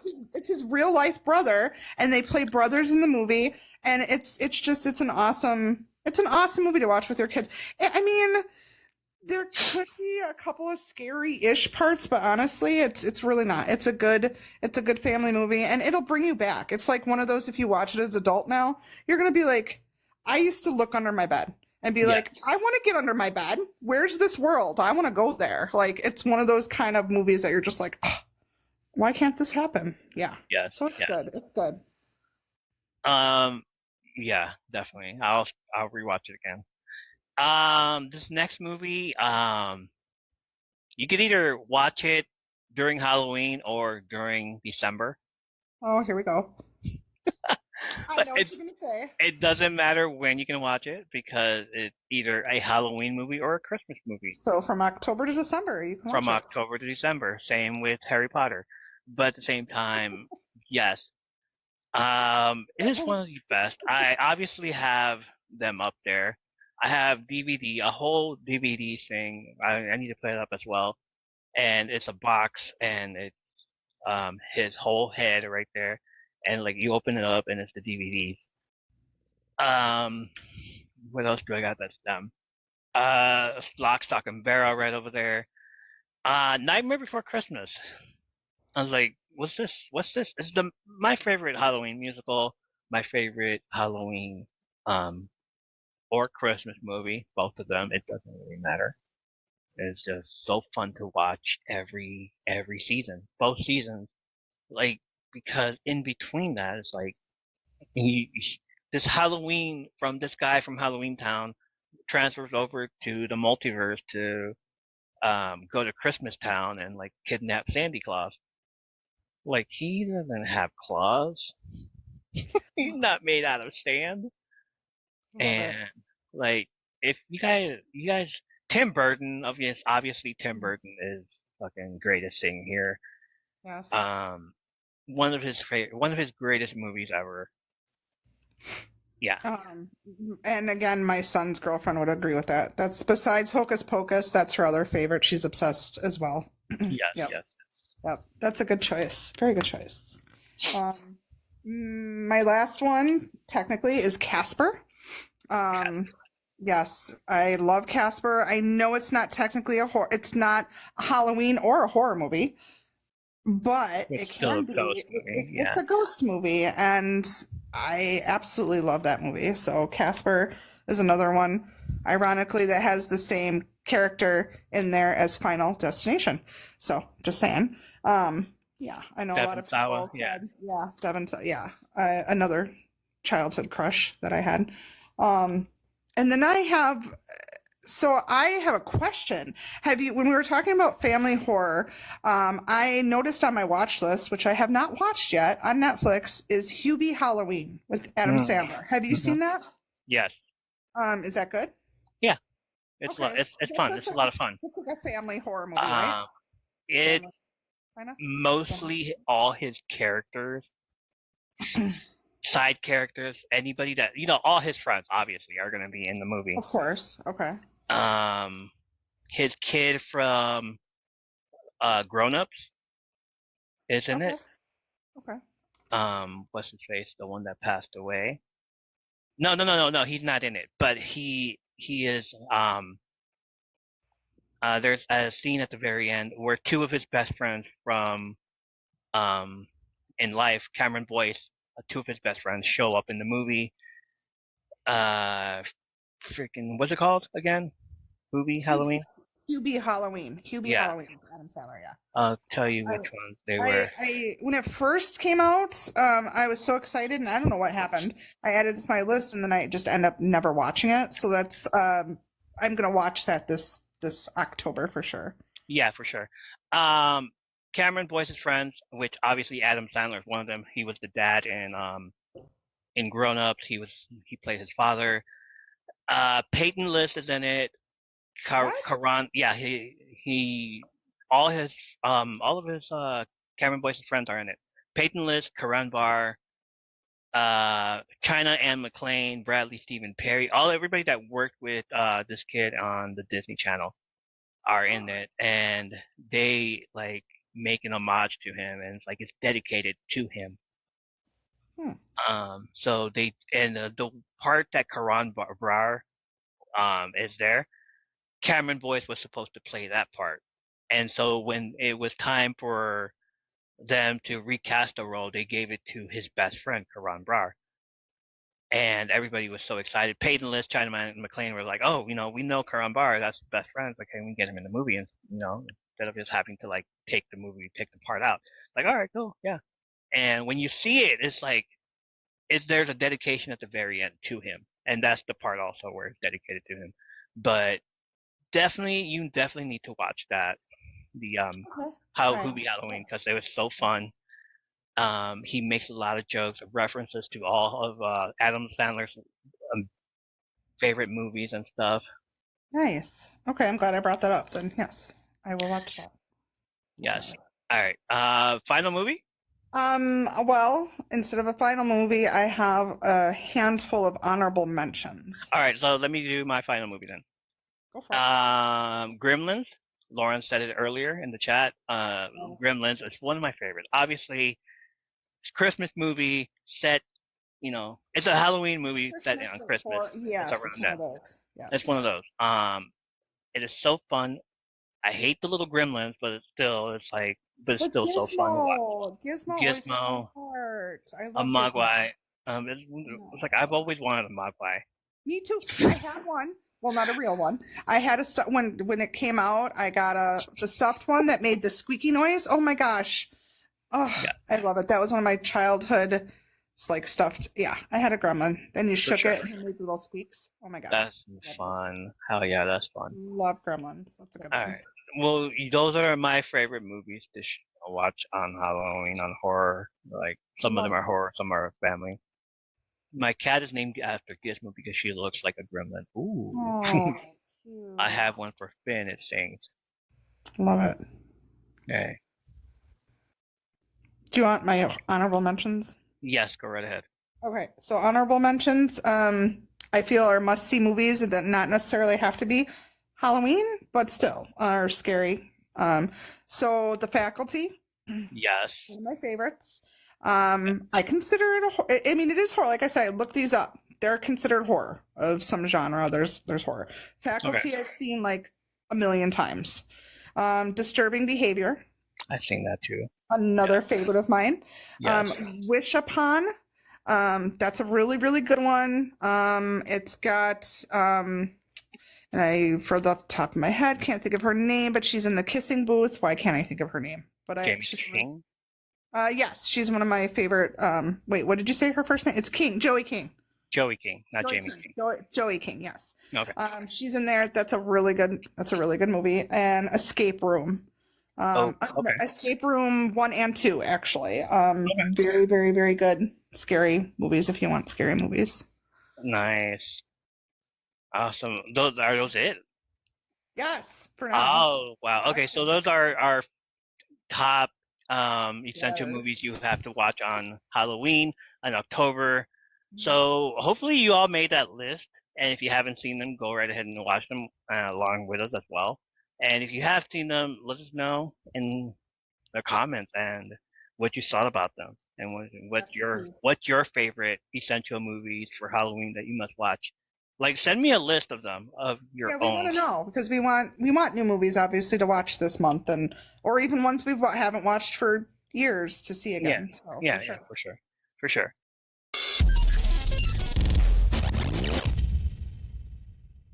Hi Hi everyone, I'm Lisa. And I'm Dawn. And if you've ever watched a TV show and thought to yourself, oh my god, that season finale plot twist was absolutely bonkers. Or seen a movie and thought, wow, I need to talk to somebody about this train wreck immediately. Then we think you'll fit right in with our podcast, I Hate It, Let's Watch It. We watch TV shows like Riverdale and Emily in Paris. And movies like Deep Water, Killer Sofa, Rubber, and Deadly Illusions. And we give them the total rinsing they deserve. It's basically group therapy for movie masochists. So come check us out wherever you stream podcasts.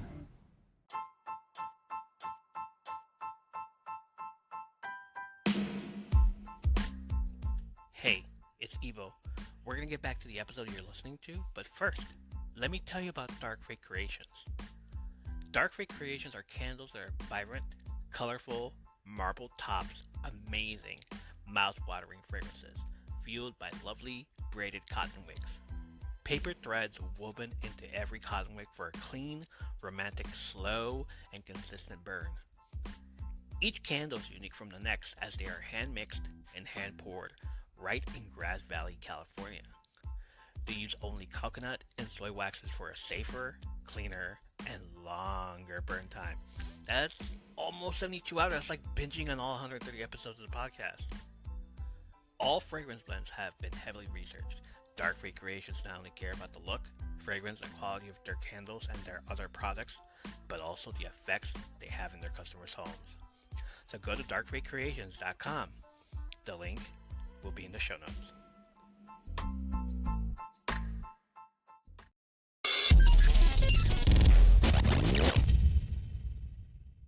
So all month long, I asked a bunch of horror questions, and a lot of them came out like more than last year, and it's like so fun that I get to read all these stuff, all these people that commented.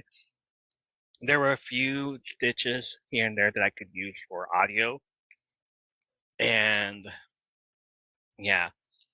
So I'm gonna first question of obviously, what was your first horror movie?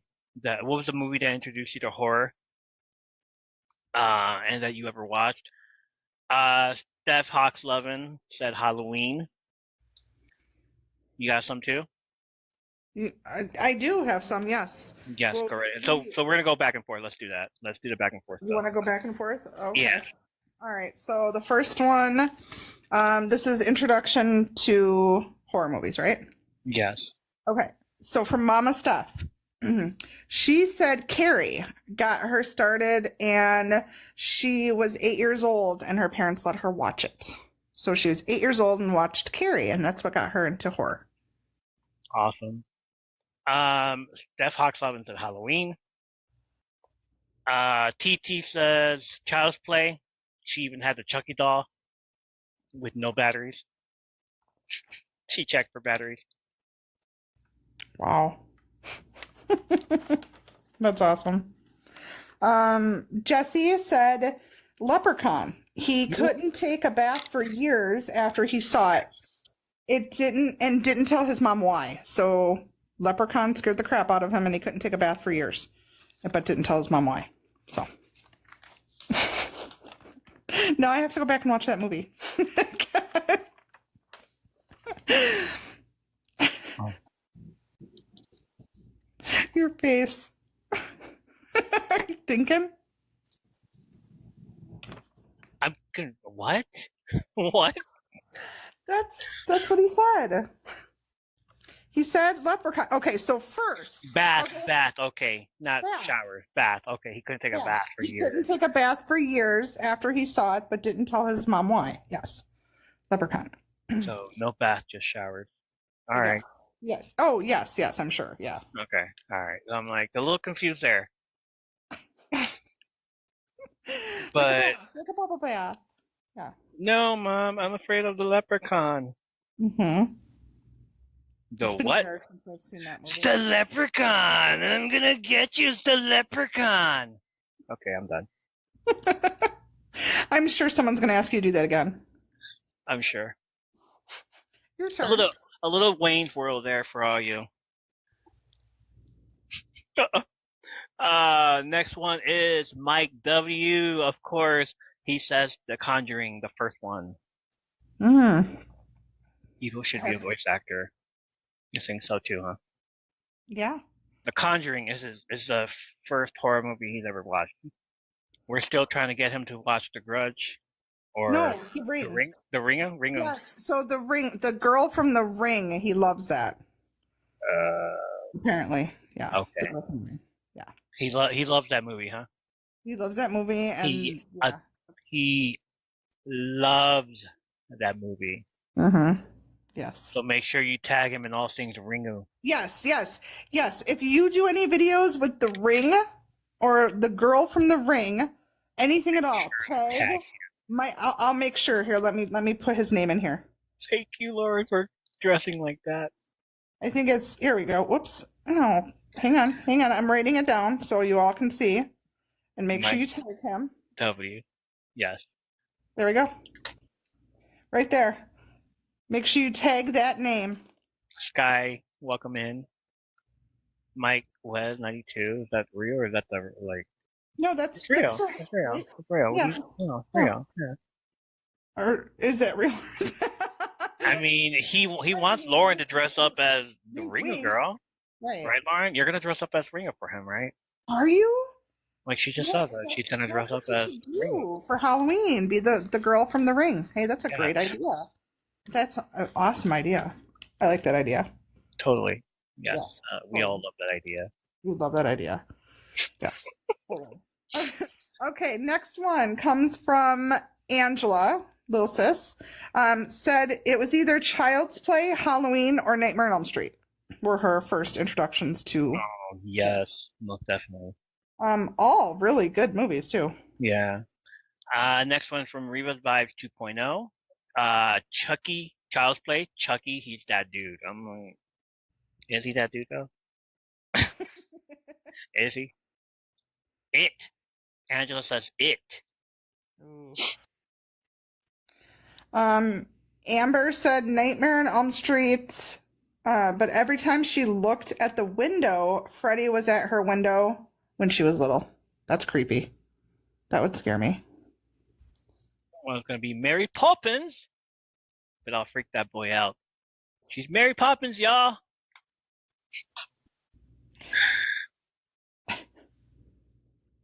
Terry says, Carrie, in high school, Mama would not let me watch The Exorcist, but when I was a kid, it was The Birds. Yes, I just aged myself. So she couldn't watch The Exorcist, but the first horror movie she was ever introduced to was Alfred Hitchcock, The Birds, and then in high school it was Carrie. Yeah, and those are great as well. What's going on? I heard her. Go ahead. Spooky says she remembers falling asleep to Wishmaster and Candyman. So it would be those two. And I was thinking falling asleep to the. Why would you fall asleep to those movies? But that's what she said. Those must be her comfort movies to fall asleep to. Okay, we love you, Spooky. I'm trying to think because Wishmaster was one of those horrible but good movies to watch around October. Entity. That's a true story and very disturbing. And yeah. And Amityville too. Amityville is But The Entity, I'm surprised anyone's ever heard of that. That movie is freaking scary and it's very disturbing. Very disturbing. And it's a true story on top of it. So is it too late to add in horror movies based on a true story? Yeah, no, it's not. Never too late. Never too late. All right. Sky says my mom introduced to The Exorcist. I wish she didn't at my age. Oh my gosh. Oh, The Strangers. That's another good one too. That's scary. The Exorcist? What? No. That's a true story. No, we can't do that. No. Why would you introduce The Strangers is good though too, and that also it's a true story. I haven't seen The Strangers. But add that one. That's a good one. Yeah. If you like scary, well, obviously you like scary. Aunt TT says Nightmare on Elm Street and The Exorcist.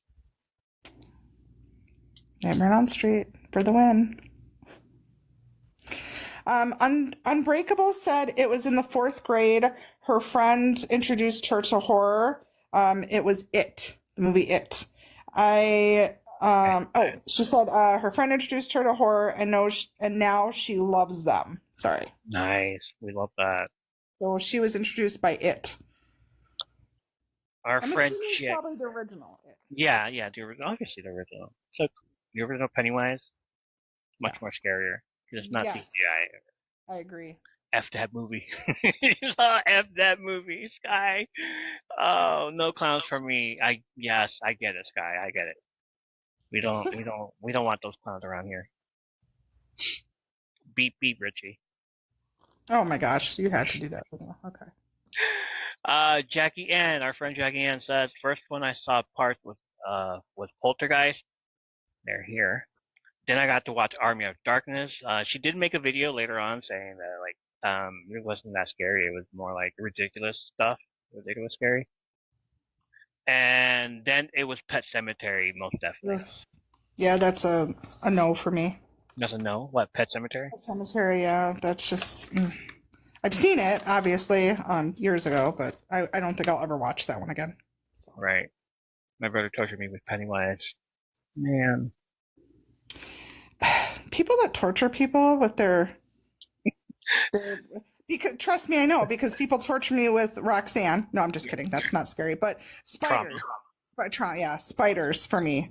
I have one last one. Army of Darkness. Okay. Actually, I haven't seen that in forever either. Army of Darkness. Robbie said his was Poltergeist, and he had a big creepy tree in the backyard. Yeah, I agree. That creepy tree freaked me out in Poltergeist. That and the little toy clown. Oh my gosh, those two. Like, that made me not want to go underneath, like, I mentioned earlier, Little Monsters, and I looked underneath my bed. Well, Poltergeist did it to me where I never wanted to look under my bed with that stupid clown and the tree. The tree and the clown. Yeah, no, thank you. It wasn't the whole TV thing. The TV thing didn't bother me. It was the fucking clown and the tree. It's always the clown. The clown and the tree. The tree was creepy. Like, what the hell? Yeah. Thanks, Robbie, for bringing that up and making me remember that. Appreciate you. Heidi Bug says Nightmare on Elm Street. Greg says Child's Play. The infamous L. Cage says was Gremlins. I never let my feet hang off bed until I was 14. Mr. Diablo says Nightmare on Elm Street. And we have Funny Bone with Wes Craven's Deadly Friend, which That's a good one. I was going to watch earlier, but then it's like... Have you seen it yet? No, not yet. But I see that the old lady from Throw Mama Off the Train. It's there. And Goonies. And Goonies. Goonies, like I know her from Throw Mama Off the Train. Mm-hmm. Yeah. Or Stop Where My Mom Will Shoot. Is she in there? No, I don't think she's in there. No, that's you're thinking of Golden Girls. Oh, is it? Okay, never mind. Yeah, that's but no, she's in Throw Mama from the Train and Goonies. Throw Mama from the Train. Like, yeah, it's like, all right. Like, who is this lady and why am I watching this movie because of her? You want to watch that movie. That is a good movie. I feel it's very underrated, but that is a good horror movie. So Funny Bones picked a good one there. So Deadly Friend, okay. Oh, definitely watch it. Give it a watch. Yes. What's yours? Like you know what? Our introduction to horror movie. Mine were both of ours. Nightmare on Elm Street. Nightmare on Elm Street, yes. Yes. I know I think we said that. We kind of flew by it in the beginning, but yes, mine was Nightmare on Elm Street. I was about 8 years old. That was my introduction to horror. And I love horror movies. I've kind of said that I love Freddy. Just everything about Nightmare on Elm Street besides Nightmare on Elm Street besides Nightmare on Elm Street 2. I love everything about Nightmare on Elm Street. Right. If you don't know what Nightmare on Elm Street is, it stars Robert Englund as Freddy Krueger, the best Freddy Krueger out there. Heather Langenkamp, Johnny Depp, the first introduction to Johnny freaking Depp. John Saxon, Amanda Wise, Jesus Garcia, and Ronnie Blakely as Mark Thompson, Nancy's mom. Wes Craven is the director. It came out in 1984. it is like I remember going to my friend's house. Well, it was like my babysitter's house and her sons were just like, not only did they introduce me to wrestling, they're like, hey, look what we have here. It's like, oh, okay, cool. Like, and then they showed me fucking Nightmare on Elm Street 1. I was like, oh, damn. Like, what am I being taught over here? And it's like, why do you like always going to their house? Because I get to watch horror movies and wrestling. It's like, oh, okay. Then yeah, like you should definitely go over there. Freddy Krueger is a freaking psychopath. He kills in your dreams. Okay. He's a legend. He's a legend. His kill count throughout the entire everything, but not including the 2009 reboot. His kill count is 79, but if we're including the reboot as well, his total would be 85. Really? So on a scale of like from top to bottom, we're gonna throughout the entire episode, we're gonna tell you how many counts all these slashers have done, what their body counts are. But Freddy's at 79. Like, even though he's a legend, he's still like, like he's quality over quantity, basically. Pretty much, yeah. Yeah, like where one guy just goes into with a machete and like throws you into like breaks you in half in the bed, or like. Yeah, but see, I feel like Freddy was more creative. He was creative. Like he had the finger knives. Like he did. I mean, that was original. Anybody can grab. Anybody can grab a knife or an axe or machete or a whatever they use, Jason and all them. But like he spent time on his. He actually made one to put on his hand. I know I'm just being weird now. Sorry. No, you're fine. You're right. I'm just saying, like, I don't know. Side note, did you ever hear the song Nightmare on My Street by Will Smith?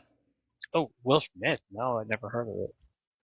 Are you kidding? No, I never heard of like him doing a song for Nightmare on Elm Street.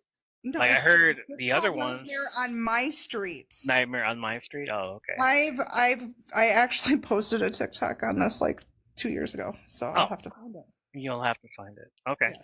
I can't believe you never heard of it. Oh my goodness. No, I didn't know. Like I know about the other ones. Like, I think the Fat Boys did one. Really? Yeah. This is Will. Yeah, it's Will Smith. Okay, I had to make me like second guess myself. Are you ready for Freddy? No, it's called Nightmare on My Street. No, the Fat Boys one. It's Are you ready for Freddy? I remember them doing that. I haven't heard that. You have to send that one to me. I have not heard that one. Yeah, that's the one I remembered having like the whole thing with Freddy. And then no, I'd never heard of Will Smith doing one. Like, oh my gosh, I can't wait for you to hear it. Like you said, he's all creative with his. Especially with the one with Johnny Depp. Oh goodness, yes. Like him, like grabbing you from your bed and then like splashing the entire a geyser. He goes in with the TV and everything. That scene breaks my heart. I had a crush on Johnny Depp. That was like my first Johnny Depp. That was his first movie, right? Yes, that was his first movie. I believe, yeah. Like this is before he was Johnny Depp. I mean, you know what I mean? Like famous. Like I liked him in this movie. I had a huge crush on him. And then when that happened, I was like, are you kidding me? Damn. That Seriously? sucks. What? Yeah, I was like, what? You shouldn't have fallen asleep. I mean, I was pretty sad. Okay, well, trust me, I could not sleep after watching this movie for the longest freaking time. It's probably why I can't sleep now. Yeah, and other creative kills that Freddy did, not only the whole thing. There was this one shot, and I think number 3 or 4, I don't remember, where he comes. It's in 4. It's when he comes in like Jaws, and it's his gloves going through the water instead, and you see that, and then he throws into the sand and like shows up and pops out with the shades, and he's all like ready to freaking go at it. He's hilarious. When he consumes what's her name like whole, and he turns into this, I don't know, big looking like long worm thing. That one.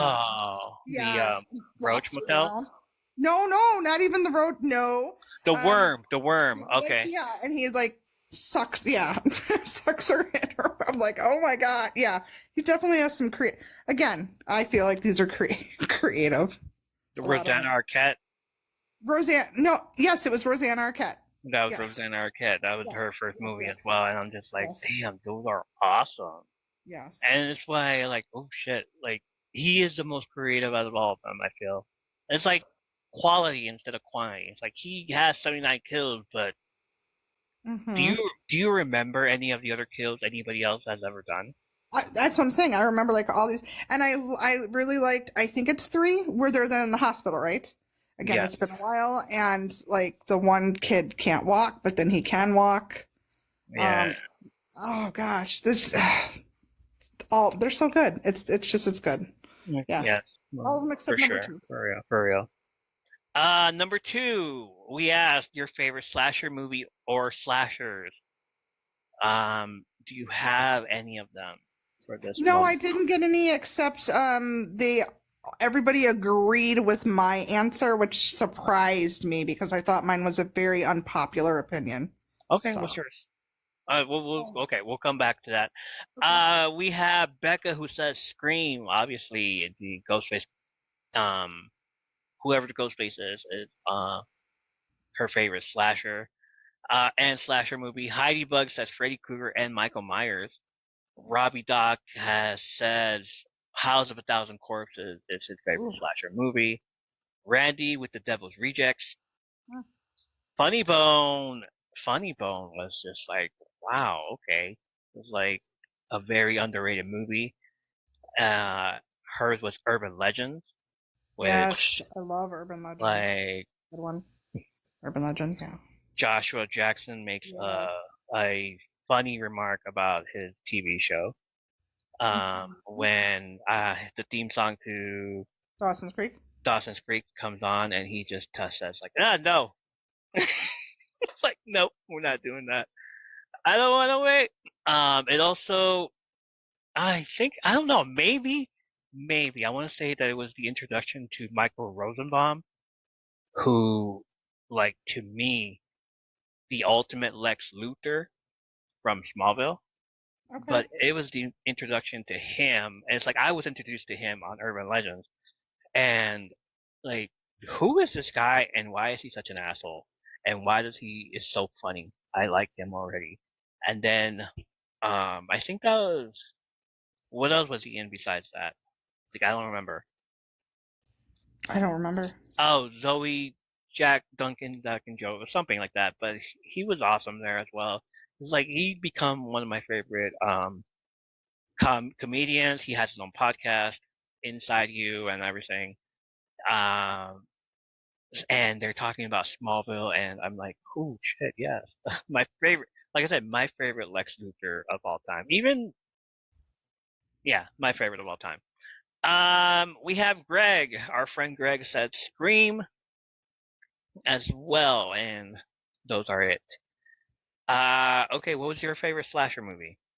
I know what you did last summer. Yes. One, I mean, there's two. One is way much better than the second one. I liked the second one. I liked it, but one is way much better. But both of them are good. But that is, I feel like I said, unpopular opinion. A lot of people are annoyed with Jennifer Love Hewitt. Yes. Not gonna lie. Who wouldn't be? Yes, she can be annoying.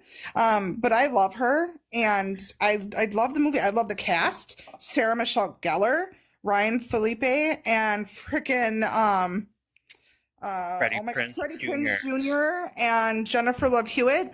All of them, like those were like my favorite when this movie came out.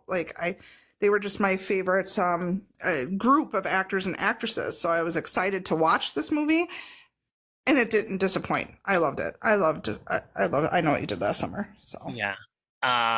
Also in this movie, Freddie Prinze Jr. and Jennifer Love Hewitt are in a couple, are in a couple in on screen, but off screen it's him and Sarah Michelle Gellar who get together, hmm and they are and still together to this day. yes, They've they're been married, married they for have over children. 20 years. Yep. He's a big, big wrestling fan. He Uh-huh. makes his wife to watch it now. So basically Freddie Prinze Jr. and Buffy got together. Basically, Yeah, they're yeah. best Hollywood couple ever. Exactly. Yes, they are. They are the best Um, Hollywood couple. One of the best. There's another one, but they are amazing. Yeah, they've been together for, like I said, over 20 years. I they follow. met. They met here, and then he put her on He's All That, She's All That, He's all that. where she had a little cameo, and then they were together on Scooby Doo again, and Yes. Good yeah, deal. they're so awesome. But it is one of the most It is one of the favorite movies ever because it went on to do one of my favorite quotes from the movie. What are you waiting for, huh? What are you waiting for? We're right here. What are you waiting for? And it's hold on. It's also one of the inspirations for Scary Movie because it Yeah. just made fun of it throughout the entire Scary Movie franchise. The first one. As well as the quote, "What are you waiting for? What are you waiting for?" and all that stuff, and it was hilarious. Oh, Well, everybody agreed though that it was a good. They agreed that it's an awesome slasher movie. So yes, it is. It is. Truly is. Like we all love that. We all love what's it called? No. I know what you did last summer. I know she Followed did by that. I still know what you did last summer, and um, what's it called? Breaking news. Freddie Prinze Jr. has said that he will be in the reboot of I Know What You Did Last Summer. Wait, there's a reboot? Yes, there is a reboot. What? Why didn't you tell me this? I'm telling you right now. But no, you're not supposed to do that. You're But supposed to tell me before. No, I needed this reaction. Are you serious? Genuine Wait, reaction. it's not like one of those. I was so excited when I saw that Freddy Krueger thing, and here it was fake. So you're telling me this is like not fake? There's It is actually not a fake. reboot of I Know What You Did Last Summer, and it has Freddie Prinze Jr. in it. And he has come out to say that he will be in the What? I Know What You Did Last Summer reboot. Oh my God! Is Sarah Michelle Gellar going to be in it? She's dead. Not Oh, in real life. I mean, yeah, no, I mean, in the movie, like, God, like don't say that. People are gonna be like, "What?" oh no, it's hold on. Okay, is Jennifer Love Hewitt gonna be in it? Freddie Prinze Jr. has officially joined Sony's I Know What You Did Last Summer sequel film, reprising the role of Ray Bronson from the original 1997 movie and its 1998 follow-up. So it's like the third one. When does it come out? Do we know? Doesn't. Of course, it doesn't say. They were negotiating to return for the franchise continuation project when it was confirmed to be in development early 2023. Hewitt is still very much in negotiations and to reprise the role of Julie James here. This is from Deadline.com. This previously announced cast includes Chase Sui Wonders, Madeline Klein, Sarah Pigeon, Tyreek Withers, and Jonah Howard King. Plot details is still unknown. Jennifer Caden Robinson is directing. Written by Sam Landscape, Kate Tin Robinson. From a draft by Leah McKendrick. Neil Morris is producing. You'll obviously seen Sony Pictures will release the film in theaters on July 18th, 2025. What? That's actually not that far away. It is. Next year. It comes out next year? Yes. Oh, yes. That's awesome. Why would they pick July? But that's okay. That's awesome. Dawn is asking about what Freddy Krueger thing is fake, because he's her favorite. So it was something I had seen a couple days ago, and I was really excited. It was like, it was supposed to be a show on Max, about Freddy Krueger. And of course, I'm like, that's not real. And sure enough, I checked. I'm like, oh, it's like a fan, whatever, fake thing. I hate when they do that. So Okay. I was so excited about it because I was just about to message you and be like, oh my God. And then I'm like, let me check and make sure this is not real. And it was fake. And I'm like, disappointing. And it would have been really cool. I'll look for it and I'll send it to you, Dawn, though. Like, because they should do it. They should make it. Like, it would be a perfect show. I think it was a show. But it would be good. They should do that. I think.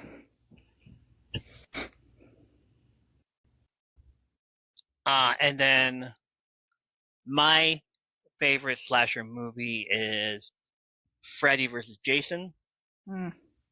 because it has both of them on it. Obviously, the last Freddy Krueger movie before this was Freddy's Final Nightmare, and then Friday the 13th Part 6, Jason Lives, was Jason Voorhees' last movie. And in that movie, at the very end of the movie, you see his mask it's on the ground and in the sand, and then you see Freddy's hand pop up and grab the mask and take him down with him. That was Um, an epic scene. that was an epic scene at the very end of that movie, and I was just like, "Oh my god, I want it!" And like for years and years and years, it was like nothing until finally someone made it in 2003, and it was covered with nothing but awesome moments from both of them. Freddy versus Jason. Even in the movie, like, who's your pick? Freddy versus Jason. Let's go. The final film to feature Robert Englund as Freddy Krueger, and the first film since Friday the 13th where it doesn't feature Kane Hodder as Jason Voorhees. Uh, the kill count for both of them are, let me see real quick. Like, Jason does most of the killings on this movie. And then, like, this is why Freddy has the lowest amount of kill counts, because he's like, Jason's all like, quantity, quantity, quantity. And the entire, the corn thing, like, he takes out a bunch of people there. And it's one of my favorites, obviously. It's been a long time since I've seen that movie too. Right? Yes. I wanna Jason binge-watch Voorhees all has that, man. killed 151 people. So that's true. There you go. 151? Like, oh. Yeah.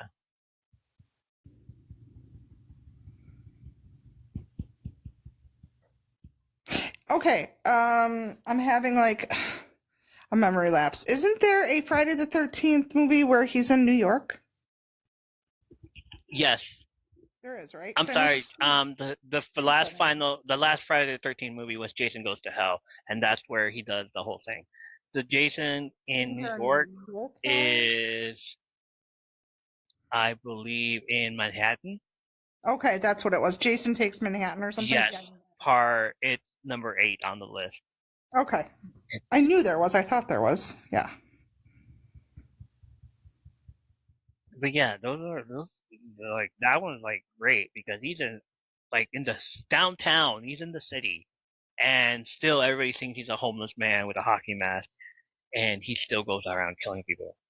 Like, how do you go from Crystal Lake to this? So he's trying to get, like, he basically went from Camp Crystal Lake to New York, to then the final movie having to him go other separate ways, but not Jason. It's the entity of Jason, the DNA of Jason, where everybody that is transformed into him has to swallow a snake from Jason's soul or something like that. It was weird. It was really weird to watch.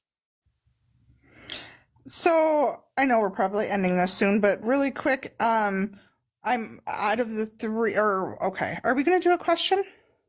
What do you want to ask? I just my thought, and maybe and correct me if I'm wrong. You could have done this already in all of your videos for September. I don't think you have, but have we asked who your favorite slasher villain is? Like, I mean, the top 3: Freddy, Jason, Michael. But I mean, there's more. Obviously, there's a lot more. There's Chucky. I mean, I can name a bunch. Have we asked that? No, I don't think we have. Unless you just want to add it on, like, oh wait, no, you ended the stitches, but I feel like that could be a good question. Video, whatever. Who's your favorite slasher? Who's your favorite slasher villain? Or slasher? Yeah, that just popped into my head. Favorite slasher? Yeah, I could ask that. not slasher movie, but slasher. Yeah. Slasher. Yeah. All right, we can do that. All right, we have one final one. Are you ready for it? Like, I know it's like we're almost done. We're almost done. We're almost at the home stretch there. We got this. I'm ready. All right. Number 3, we asked, what's your favorite ghost movie was? Mr. Diablo, I think he's still in the chat, and Greg both said Ghostbusters. I love Yeah. that. I love that.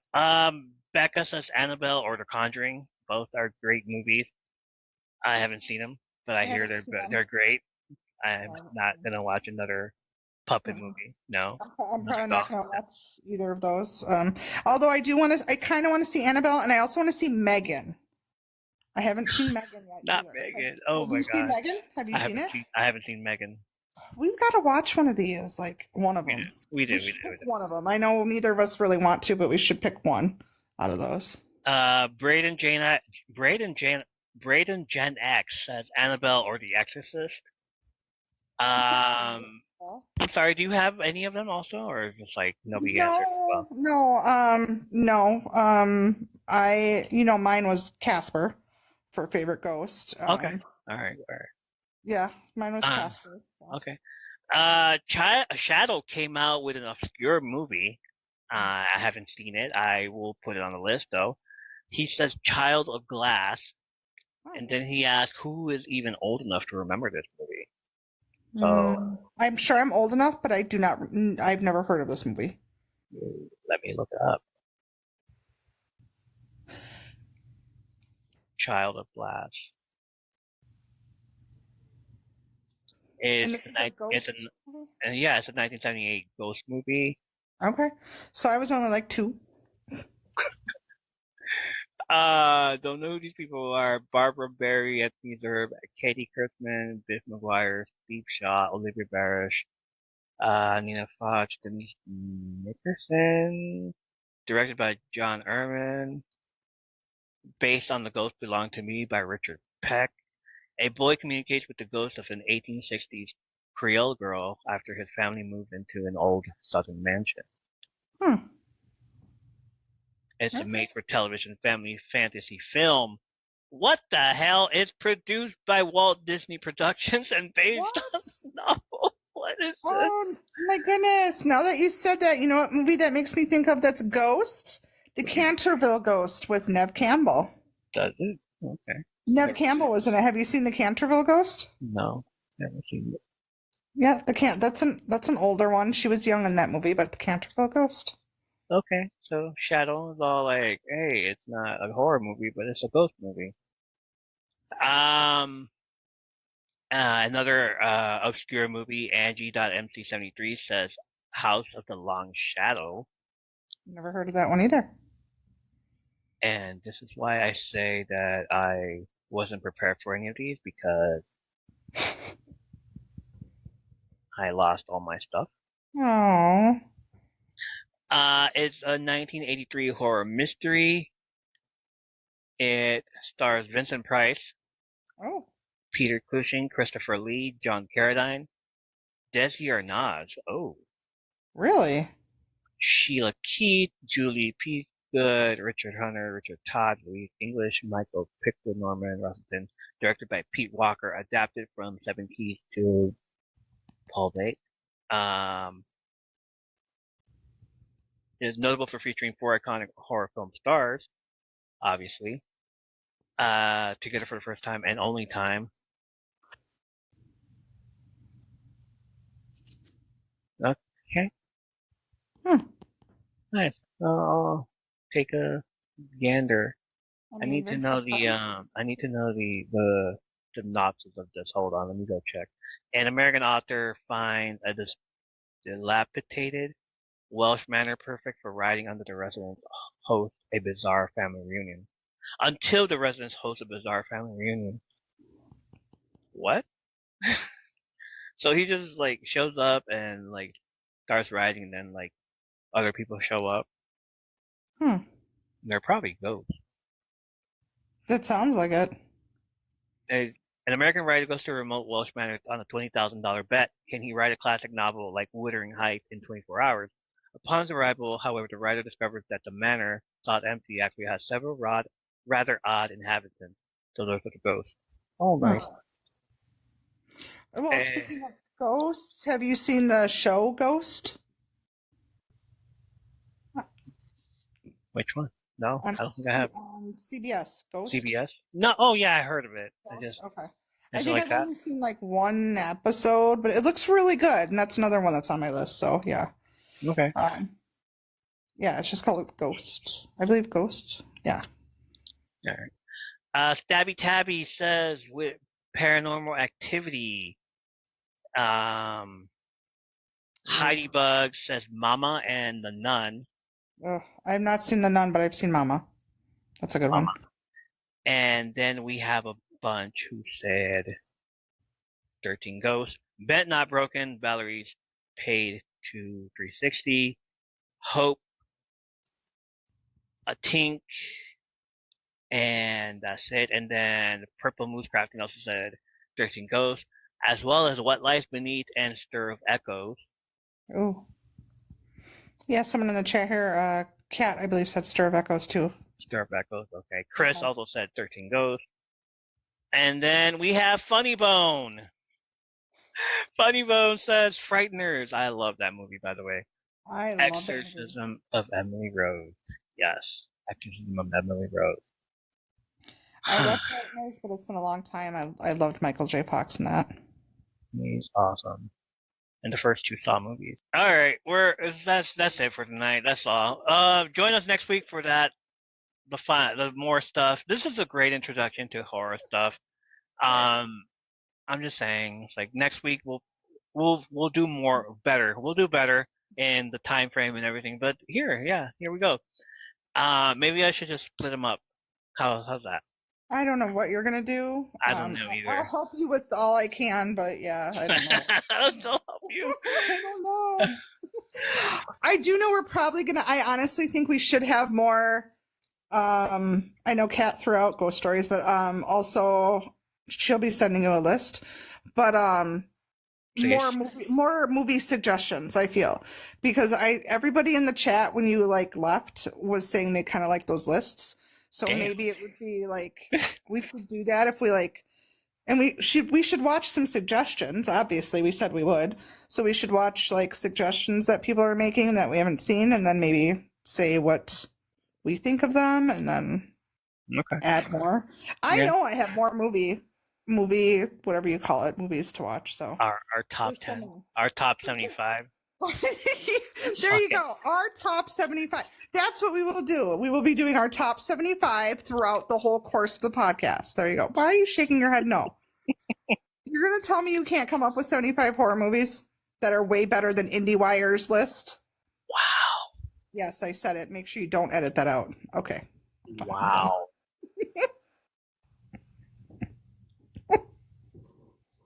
Our list was so much better.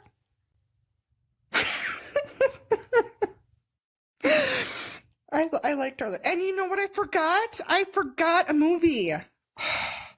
We had out of all that, you forgot a freaking movie? What did you forget? It's like, I feel like we didn't forget anything. What do you mean? Hitcher. Hitcher was on my list and I skipped over it. Hitcher? As in? Yeah, Hitcher. The Hitcher. Hitchhiker? There's the original. It's not called The Hitchhiker. It's called Hitcher. And there's the original with C. Thomas Howell. And then there's the one with Sophia Bush. And I like both, but I love the remake with Sophia Bush. Yes. All I can think of is that one scene. Okay. There's a chase scene with the one song.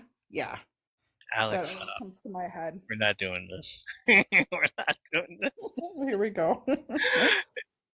Join us next week and follow along with more horror stuff. Join the live on TikTok at Evolution of the Geek by subscribing, or join us, show up to the live stream to hang out with the rest of the M3P community. And I will shout you out like Menace, Brandi, Moonlight Dancer, Stabby Tabby, Cat, Micro, Lorefield, Mike W, L does what she wants, Leanna, Dawn, Forever Miss Dawn, Lisa, Danny Boo Boo, Alexandria, Elijah, Silly Little Redhead, Aaron Diablo, Funny Bone, Eliza, Queen, Celtic Panda, Spicy Cajun, Woody, Tanya Rose, Revived Ash, F That Pod Ash, Flat Tire Andy, both are podcasts. Y'all should check them out. Andy, Pam, Heidi, Bent Not Broken, Angela, Misty, Team Tally, who was just here earlier. They're following the podcast on Spotify. Check them out. Playware, Positivity, Love, and Acceptance. Playware is also a part of Team Tally as well. They're like, check them out, playware.com. Lorefield Fam, Home Hope Saints, Shenrod and Mary Brewski. They're both Twitch accounts. Make sure to follow those two Twitch accounts. The links will be in the show notes so you can support them on Twitch. And finally, Skyless Crystal Shop. SkyLessCrystalShop.etsy.com. Self-healing crystals, and if you order now, she will have free gift with every order. Oh, man.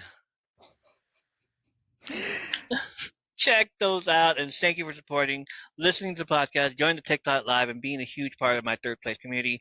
Tell your friends, and join us next time for more behind-the-scenes stories, movies, and TV show reviews. I'm Evo. I'm Brandi. And don't forget the rules of surviving a horror movie, you guys. What are they? What's one? We'll just do one for now. What's one? What's the first one you can think of? Don't say I'll be right back. That was the one I had. Don't say I'll be right back, because you won't be right back. There you go. Don't freaking fall. Yeah. Well, no, we're not naming all of them. Yeah. Don't. Oh. Yeah, Kat says don't fall. Don't trip and fall. Don't trip and fall. And yeah. Hey, Brandi. What? Look behind you. No. I don't wanna. I'm by myself. Don't do that to me. Bye.